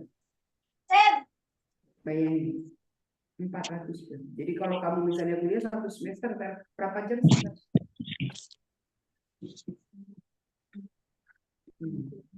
Itu kan? Ya bayangin, ya itu 400 jam udah ikut visit, udah ikut kamu belajarnya luar biasa banyak tentang hanya itu aja. Jadi kalau misalnya kita buat misalnya 1 hari itu sebanyak, kalau kita per hari dari Senin ke Jumat itu 70 hari. Tapi udah ikut minggu ya untuk mencapai itu.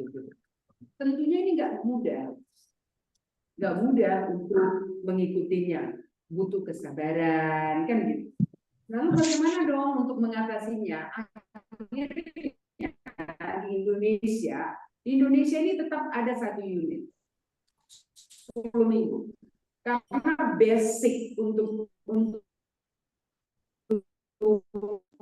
menjadi seorang kita itu butuh 12 unit. Saya belajar 12 unit. 12 kali 10. 12 kali 400. Udah mandi Bu, Cuk? Tetapi kan tidak semua yang mau mencari itu.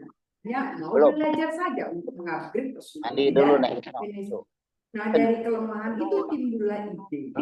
Ya, oke, bagaimana kita memotong yang kita anggap bisa kita handle dengan yang lain. Sehingga terjadilah pembatasan waktu. Misalnya, GKE mengundang saya untuk CPE 5 hari. Untuk 10 peserta. Nah, apa aja yang kita lakukan? Ya tentunya nggak ada visit. Nggak ada kunjungan ke rumah sakit, nggak ada kunjungan kemana-mana. Hanya di kelas. Itu untuk apa? Hanya untuk membuka file dokumennya saja. Ada apa dengan ini? Hanya itu aja. Jadi itu juga sangat menolong. Nah, jadi tidak kelemahannya jadi menutupi kelemahan itu, tidak semua lagi materi itu disampaikan. Tapi tidak mengurangi makna CPE-nya tentunya. Karena kita sesuai dengan tempat, lokasi, budaya kita berada, kita susunlah CPI itu sebagaimana perlunya. Begitu deh, ya. Ya, terima kasih ya. Baik Ibu, mohon maaf sebentar. Perkenalkan nama saya Dede Sumberto, Bu. Saya mahasiswa Pastoral Konseling semester 1. Di sini pertanyaan saya mungkin sedikit semester. Nah, maksudnya tuh menempuh S1 itu, Bu. Sedikit grogi. Sama. Oke, mungkin ini pertanyaan saya sedikit panjang, Bu. Ini mengenai tentang generasi Z. Di mana kita tahu generasi Z ini kan orang kan kalau bahasa Gaul itu set terbang rapid. Sementara kita tahu metode CPR ini dibutuhkan waktu yang lama, seperti yang Bu bilang tadi. Bagaimana, Bu, cara kita mampu mengimplementasikan metode CPR ini kepada generasi Z sekarang ini? Seperti itu. Mungkin tadi pun sudah Ibu jawab beberapa kan. Ini pertanyaan saya, bagaimana kita mampu mengatasi hal itu, Bu? Sementara kita tahu banyaknya permasalahan zaman sekarang itu yang kita lihat kayak pembulian, kayak penghujatan terhadap teman, itu kan bukan masalah apa, itu masalah mentalnya sendiri. Bagaimana dia meluapkan emosi itu, kan? Bagaimana cara kita lah menggunakan metode CPR ini terhadap orang-orang seperti itu. Terima kasih.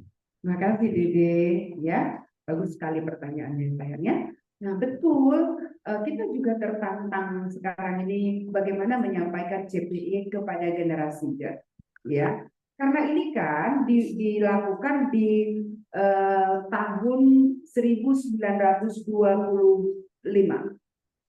bayangin udah berapa tahun, ya udah mau 100 tahun kan gitu ya.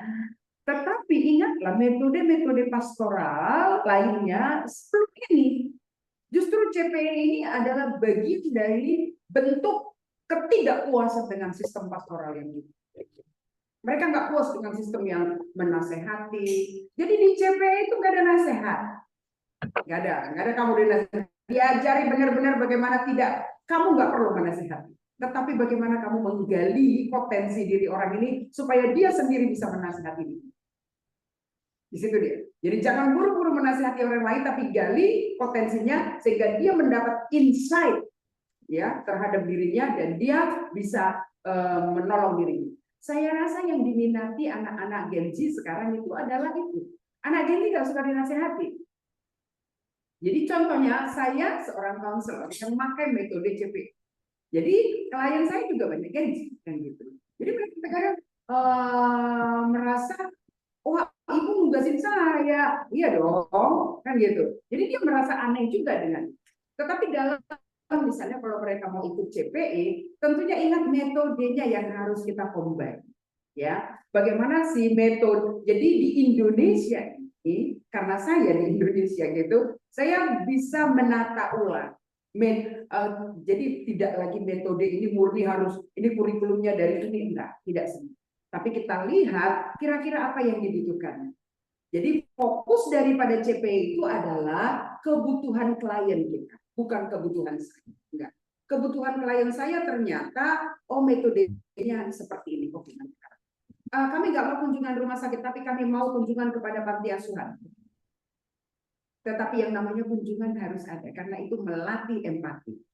Ya, oh kami nggak mau mengunjungi, kami mau ingin ke jalanan, kami mau melihat orang pengamen. Kami mau, oke. Biasanya anak Gen Z kan yang tantangan-tantangan, challenge-nya seperti itu. Oke, mari kita. Nah, di situasi ini, dapatkah kita temukan misalnya hal-hal itu? Gitu ya sayangnya. Jadi nggak menutup kemungkinan kepada siapapun ini kita sampaikan. Yang penting kita merasa bahwa metode ini bisa kita atur dengan baik sesuai dengan kebutuhan. Gitu ya, Dek? Terima kasih, Dek. Iya, baik. Saya lanjut ya, Bu ya. Ada 2 pertanyaan di kolom chat. Izin saya membacakan pertanyaannya. Yang pertama itu dari Helen, mahasiswi psikologi. Dia menanyakan bagaimana teknik dan intervensi konselor CPA dan konselor psikolog dalam hal konseling. Silakan, Helen. Oke, terima kasih Helen. Nah, itu uniknya CPE. Jadi kalau kita bicara tentang CPE, kita bicara klinis. Ya, dalam CPE seperti yang saya terangkan di awal bahwa Anton Buisen itu menyoroti penyembuhan itu dari konsep keutuhan manusia secara holistik. Jadi manusia itu tidak bisa dipisahkan psikis, psikologi, dan emosi-emosinya. Kan itu dia tidak, dia keutuhan yang benar-benar. Makanya CPI itu termasuk dari konseling holistik. Gitu. Jadi penyembuhan fisik, jadi kita juga prakteknya juga di rumah sakit kan. Tetapi lebih daripada itu kita dilatih memahami manusia itu dari sudut pandang psikologis. Tetapi bukan orang-orang psikologis yang tidak karena banyak sekali psikolog yang tidak beraliran Kristen yang justru bertentangan dengan kekristenan. Nah, ya mari kita lihat misalnya client center ada Roger ya gitu. Jadi CP itu lebih daripada ke teknik atau intervensi client center. Ya, seperti yang dibuat oleh Roger. Nah, kenapa client center? Saya menolong klien saya bukan seturut dengan ide saya. Jalan keluar persoalan klien saya bukan dengan ide saya, tetapi jalan keluar persoalan klien saya didasari dengan kemampuan klien saya. Kemampuan apa? Kemampuan mentalnya, kemampuan spiritualnya, ya, dan kemampuan fisiknya. Nah, disitulah terintegrasi antara psikologi dan teologi. Ya, secara teologi kita pahami bahwa manusia yang terluka ini memiliki keterbatasan. Keterbatasannya apa? Merasa rendah diri karena dia berdosa. Lalu penawaran kita untuk membawa dia ke dalam konsep yang berharga, bagaimana dia melihat dirinya sebagai makhluk, ya, baik dalam konteks Muslim, Buddha, tapi secara khusus Kristen, melihat dia sebagai pribadi yang berharga di mata Tuhan.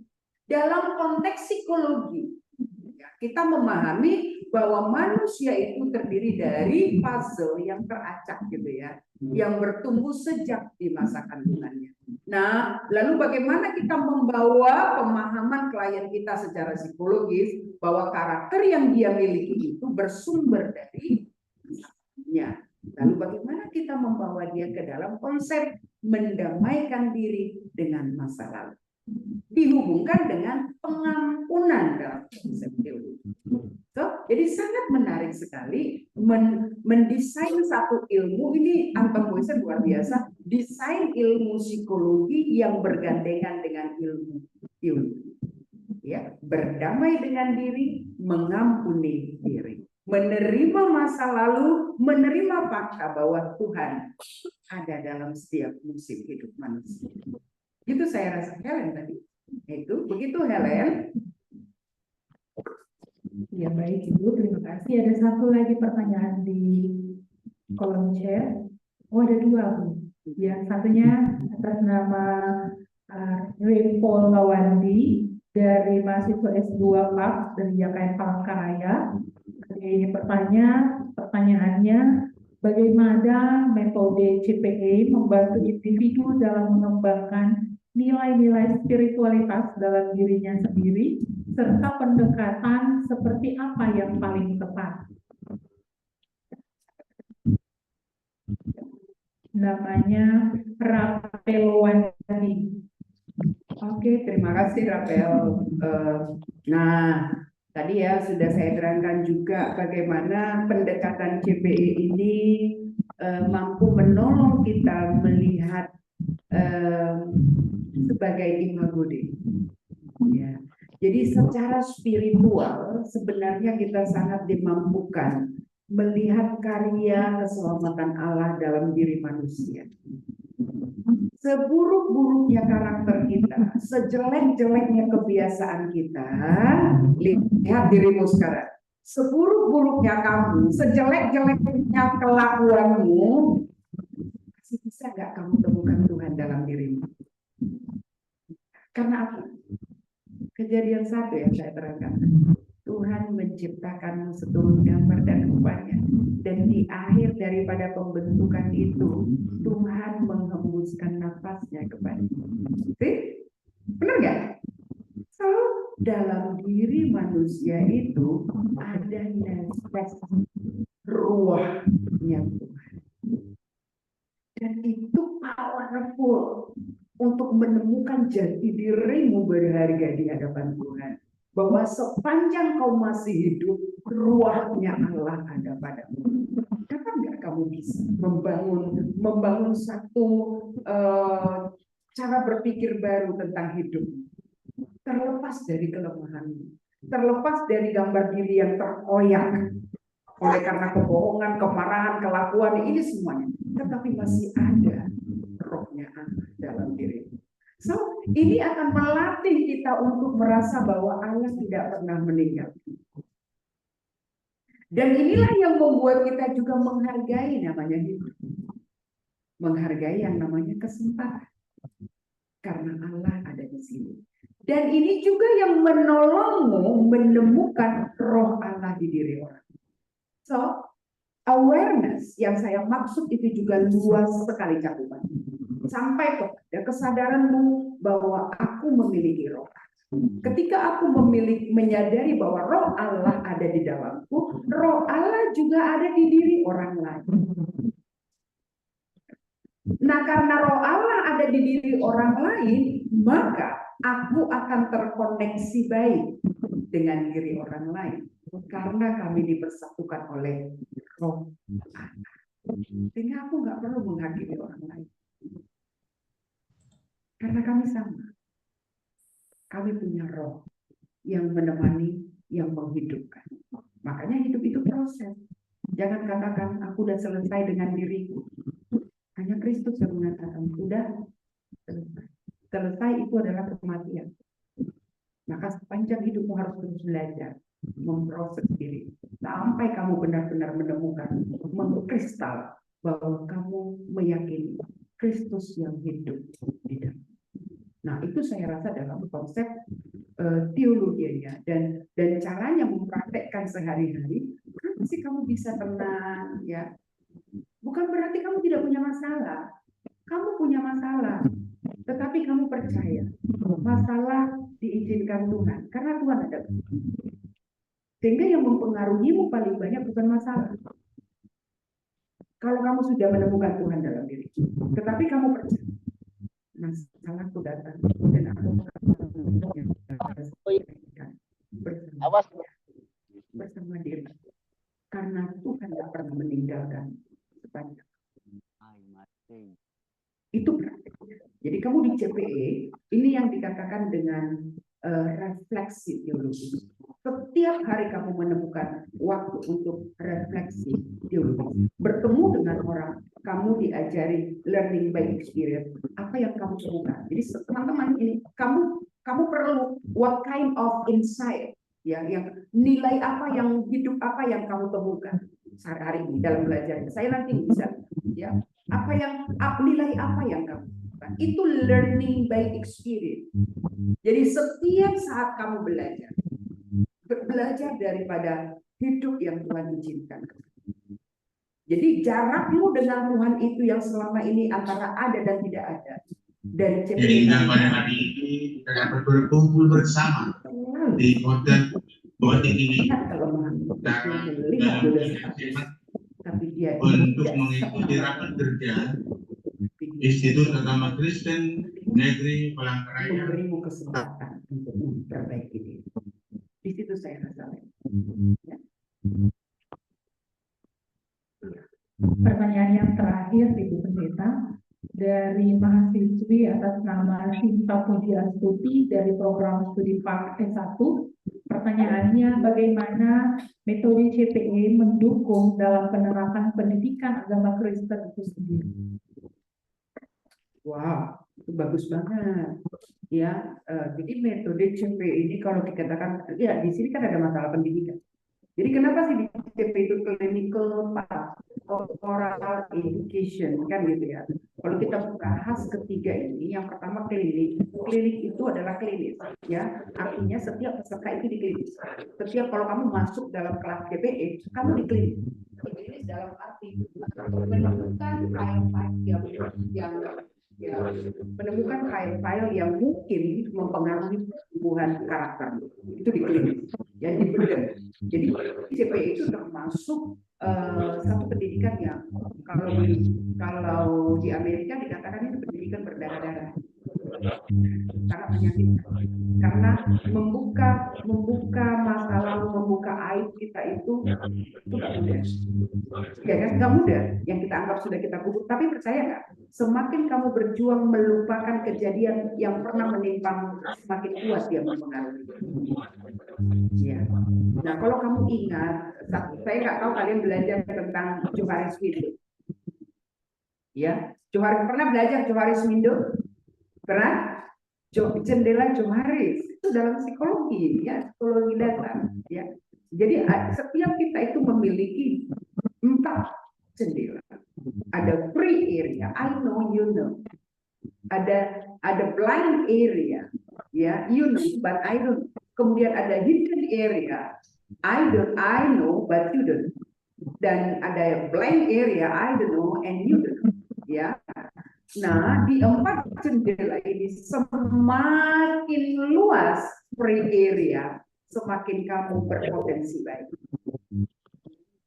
Semakin kecil free area, semakin kamu berpikiran sempit, kapasitasmu kecil, kesempatanmu berkembang kecil. Artinya apa? Kamu perlu membuka diri. Semakin kamu menyimpan banyak rahasia, semakin tertutup kesempatan bagimu mengupgrade, mendiscovery kelebihan-kelebihan. Jadi di CPE makanya saya katakan tadi kode etiknya itu rahasia. Semua rahasia ada di situ dan tidak ada perlu dibocorkan teman-teman. Nggak boleh kan gitu. Nah, kemudian yang kedua itu namanya klinis. Ya. Kemudian yang kedua adalah pastoral. Tahu pastoral? Pastoral penggembalaan. Pastor gitu. Kamu digembalai, dituntun, ditunggak, dimarah-marahi, dituntun. Gitu. Ya, kemudian dibawa kemana, ke rumput yang hijau dan air tenang. Itu prosesnya. Digembalai, gembalanya adalah Yesus. Ya, jadi representasi Yesus di situ adalah kelompok ini. Itu dia gembala. Dengan ilmu penggembalaan yang kamu pilih. Yang ketiga kata apa? Education, pendidikan. This is learning, edukasi. Jadi pendidikan, makanya ditujukan kepada mahasiswa.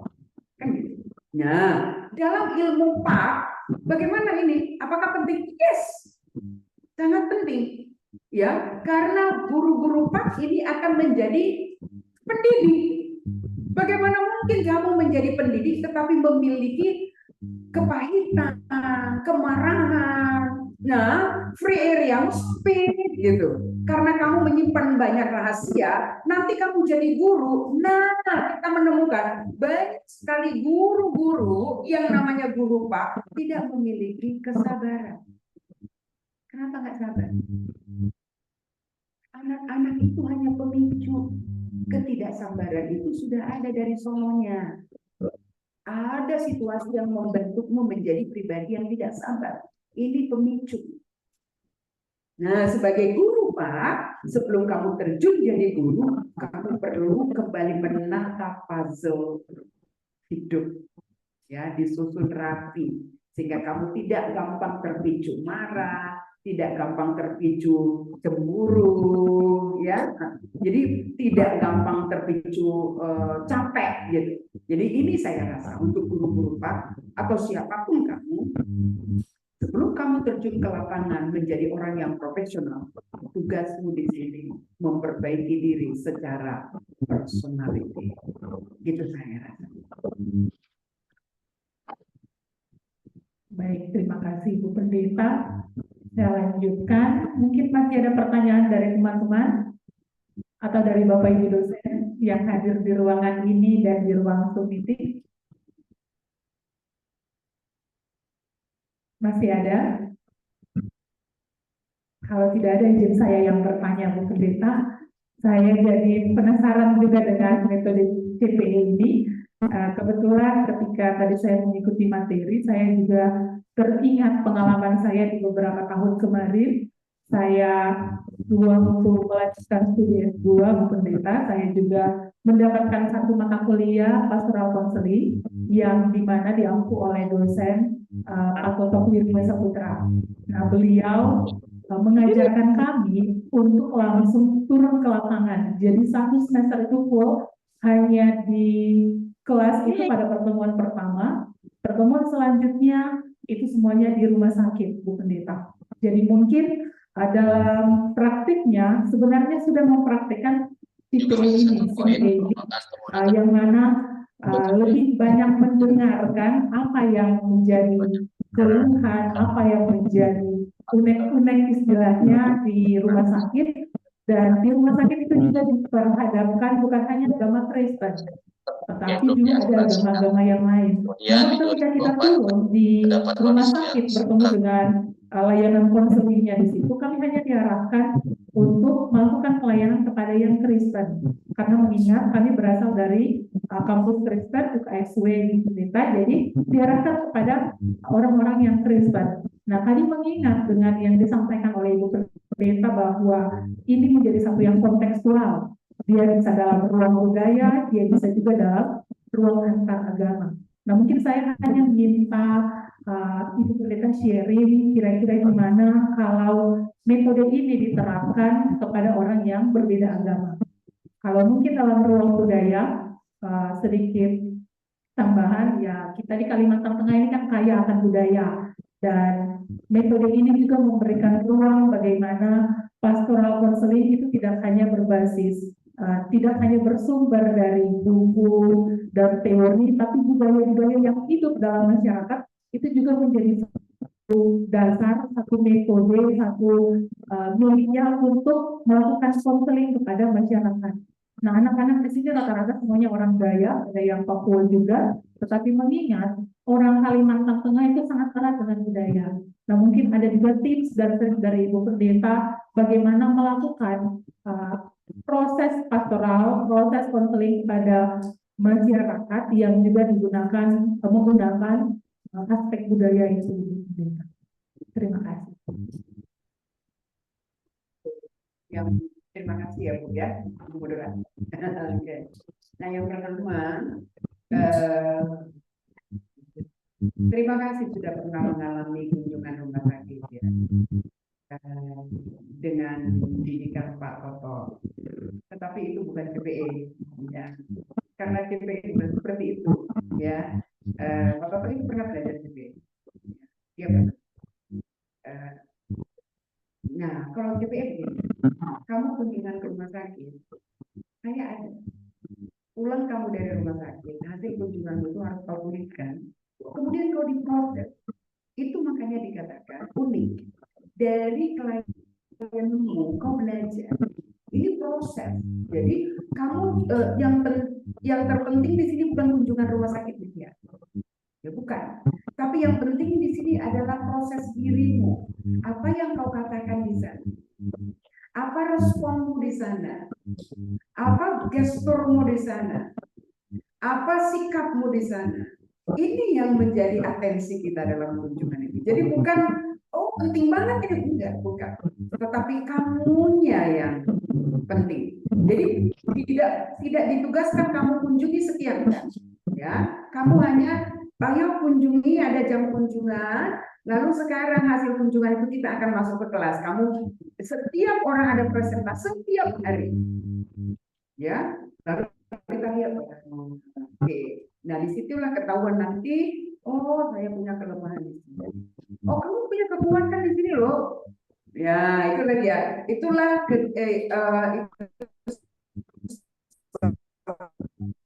kalau di CP itu dikatakan belajar banyak. Itu proses. Jadi proses yang membuat kita tahu, mendiscovery diri kita. Ya, kelemahan kita juga kita jadi tahu. Nah, kedua tadi apa? Oke, lalu bagaimana prakteknya di ruang antar agama dan di ruang antar budaya, ya? Nah, sebenarnya begini, hanya teknik saja.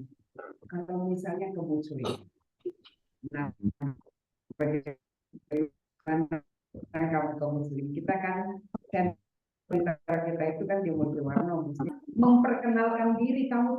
mau menyebutkan dirimu pendeta.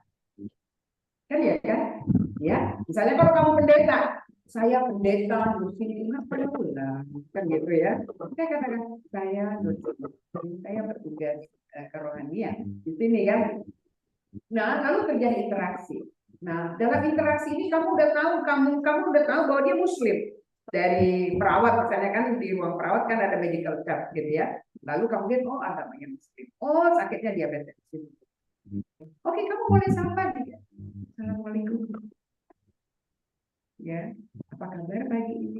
Oke, dia kemudian berdebat. Kita berdebat karena misalnya ada masalah. Saya bertengkar dengan suami saya dendam dengan suami saya.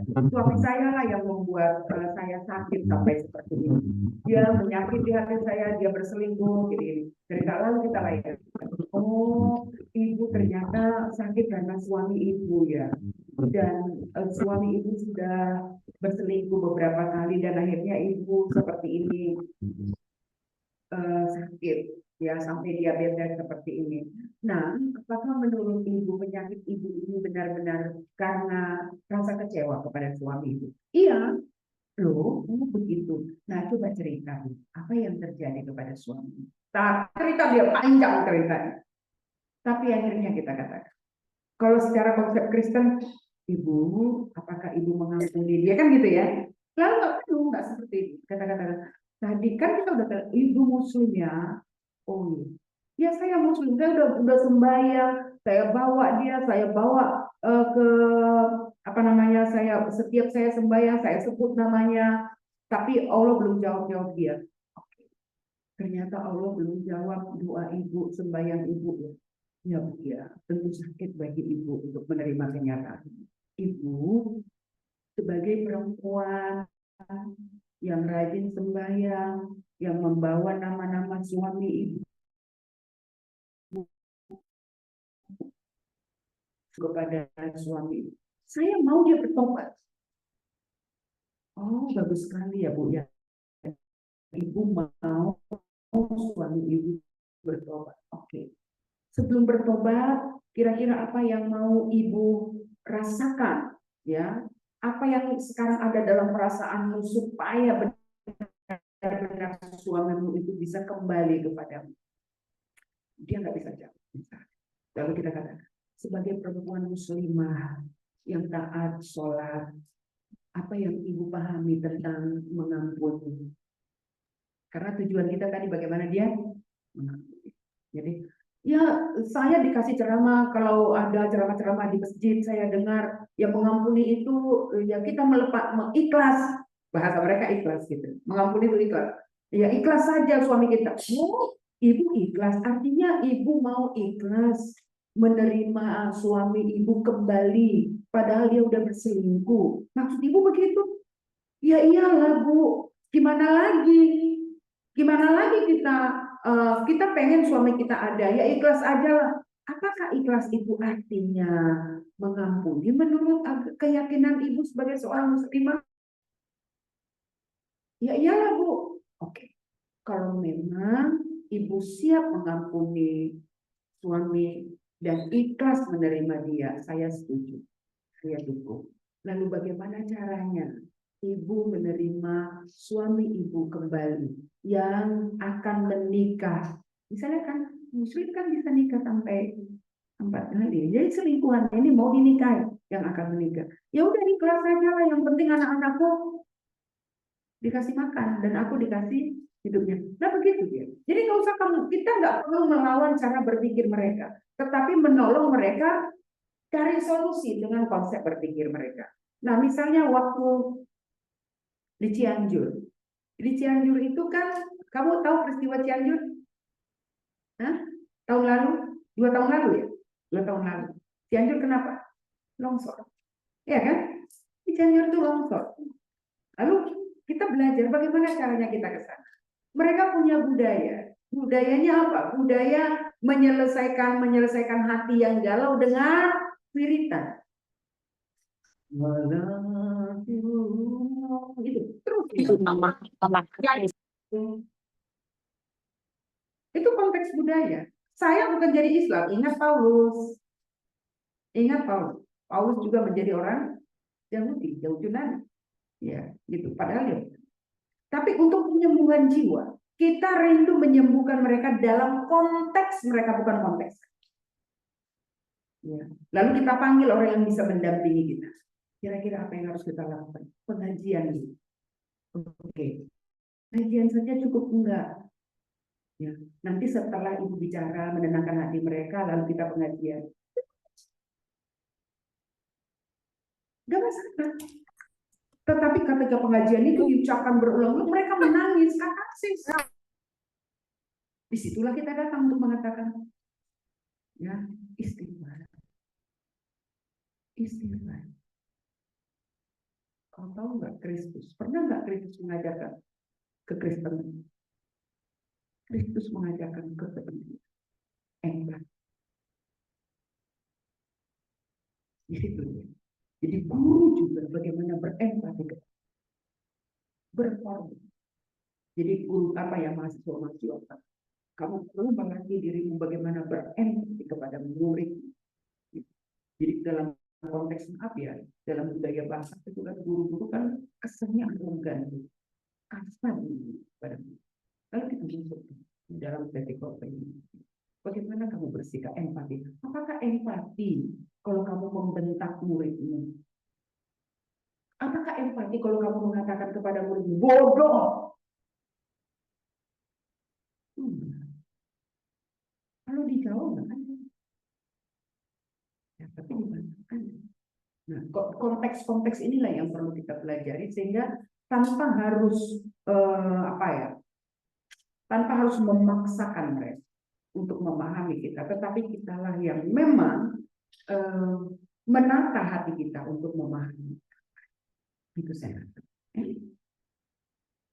Baik, terima kasih banyak Ibu untuk penjelasannya dan berbagi pengalaman yang kami di ruangan ini. Dan saya kira kita sudah ada di penghujung acara ya. Kita berikan aplaus sekali lagi kepada Ibu. Dan karena tidak ada lagi, saya sudah cek di kolom chat, tidak ada pertanyaan lagi, dan juga di ruangan ini tidak ada pertanyaan lagi. Dan karena itu, saya atas nama moderator, saya menyampaikan terima kasih banyak kepada Ibu Pendeta Sihombing atas ilmu, pengalaman, wawasan yang sangat luar biasa yang kami terima di pagi ini. Kiranya ini bisa menjadi pengalaman juga bagi kami, mahasiswa-mahasiswi di YKN Palangkaraya, para dosen, bahkan juga semua peserta yang terlibat dalam kegiatan seminar nasional di pagi ini, dengan bidang keilmuan kami masing-masing. Tapi saya kira metode ini bisa diterapkan dalam berbagai bidang ilmu, dengan pendekatan yang sungguh memanusiakan manusia yang lain, dan power to empower, bagaimana kekuatan yang kita miliki bisa memberdayakan orang-orang yang di luar sana, supaya mereka juga bisa mengenali diri dan lebih responsif dan transformatif dalam empati terhadap diri sendiri dan juga terhadap sesama. Nah, terima kasih sekali lagi kami sampaikan kepada Ibu Pendeta Sihombing. Semoga apa yang kita ikuti di hari ini dapat memberikan manfaat dan menjadi inspirasi bagi kami semua dalam mengembangkan ilmu di bidang kami masing-masing. Akhir kata, saya mewakili kami semua apabila ada hal yang salah atau keliru yang tidak berkenan, kami mohon maaf dan kami menyampaikan terima kasih, sekaligus kami akan menyerahkan tanda kasih kami kepada Ibu yang terakhir. Iya ya. Tapi sebelumnya saya kembalikan saja kepada MC dulu, kami membersihkan dengan ruangan. Belum ada Ibu Rina ya di sini untuk menyerahkan, atau kita langsung saja. Oke, baik. Saya kembalikan kepada MC, silakan.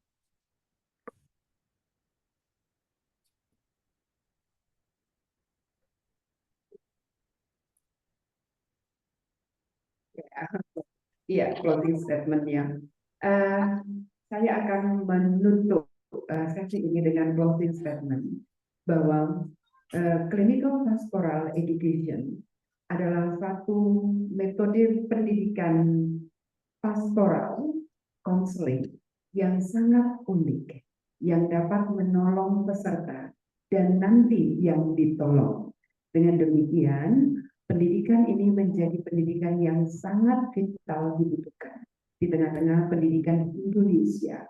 Jadi bukan hanya kepada para pendeta, tetapi khususnya kepada mahasiswa. Terima kasih. Baik, kita berikan yang meriah untuk narasumber kita dan juga Ibu moderator. Kami mengucapkan sekali lagi terima kasih kepada Ibu narasumber, Ibu Pendeta, Dr. Norsini Siombing MTH atas materi yang sudah disampaikan kepada kami yang sangat luar biasa. Baik, mungkin langsung saja kita memberikan tanda kasih dari yang saya yang mungkin akan diwakilkan oleh Ibu moderator langsung.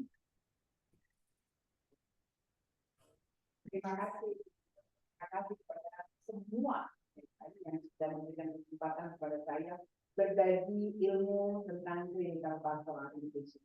Ya, Tuhan memberkati tempat ini, semua dosen-dosen dan juga para mahasiswa. Kiranya apa yang sudah saya tabur dapat menjadi benih yang tumbuh dan dapat berbuah tentunya. Ya, mari kita berikan terima kasih dan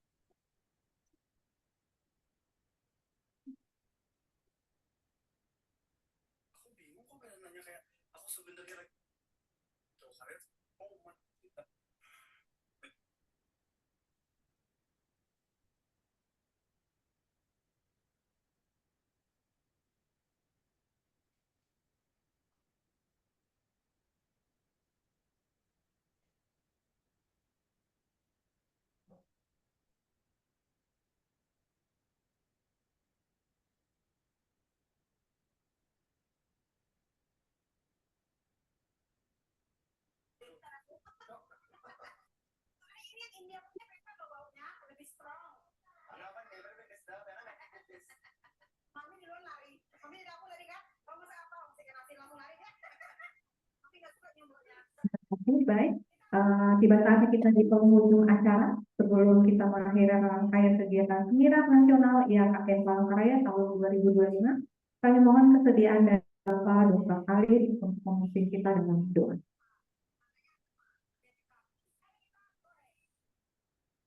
Baik, kita akan mengakhiri seminar nasional kita hari ini dengan doa dan saya akan pimpin kita di dalam doa Kristen. Terima kasih Bapak, kami sungguh bersyukur di penghujung seminar nasional ini di Institut Agama Kristen Palangkaraya. Kami bisa melaksanakannya dengan baik. Terima kasih untuk semua unsur pimpinan panitia yang sudah bekerja, bahkan untuk yang membawa materi kami hari ini. Kami berdoa dalam Engkau memberkati Ibu Siombing dalam pelayanan, bahkan lebih luas lagi apapun yang dia lakukan, yang dia kerjakan, Tuhan yang memimpin. Terima kasih Bapak, kami mau mengakhiri seminar kami hari ini dan kami menutupnya di dalam nama Allah Bapa, Allah Anak dan Allah Roh Kudus menyertai kami semua. Kami berdoa. Amin.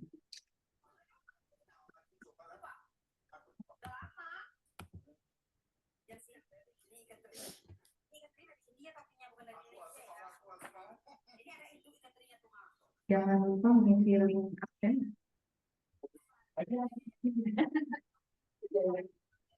Itu hanya untuk berubah.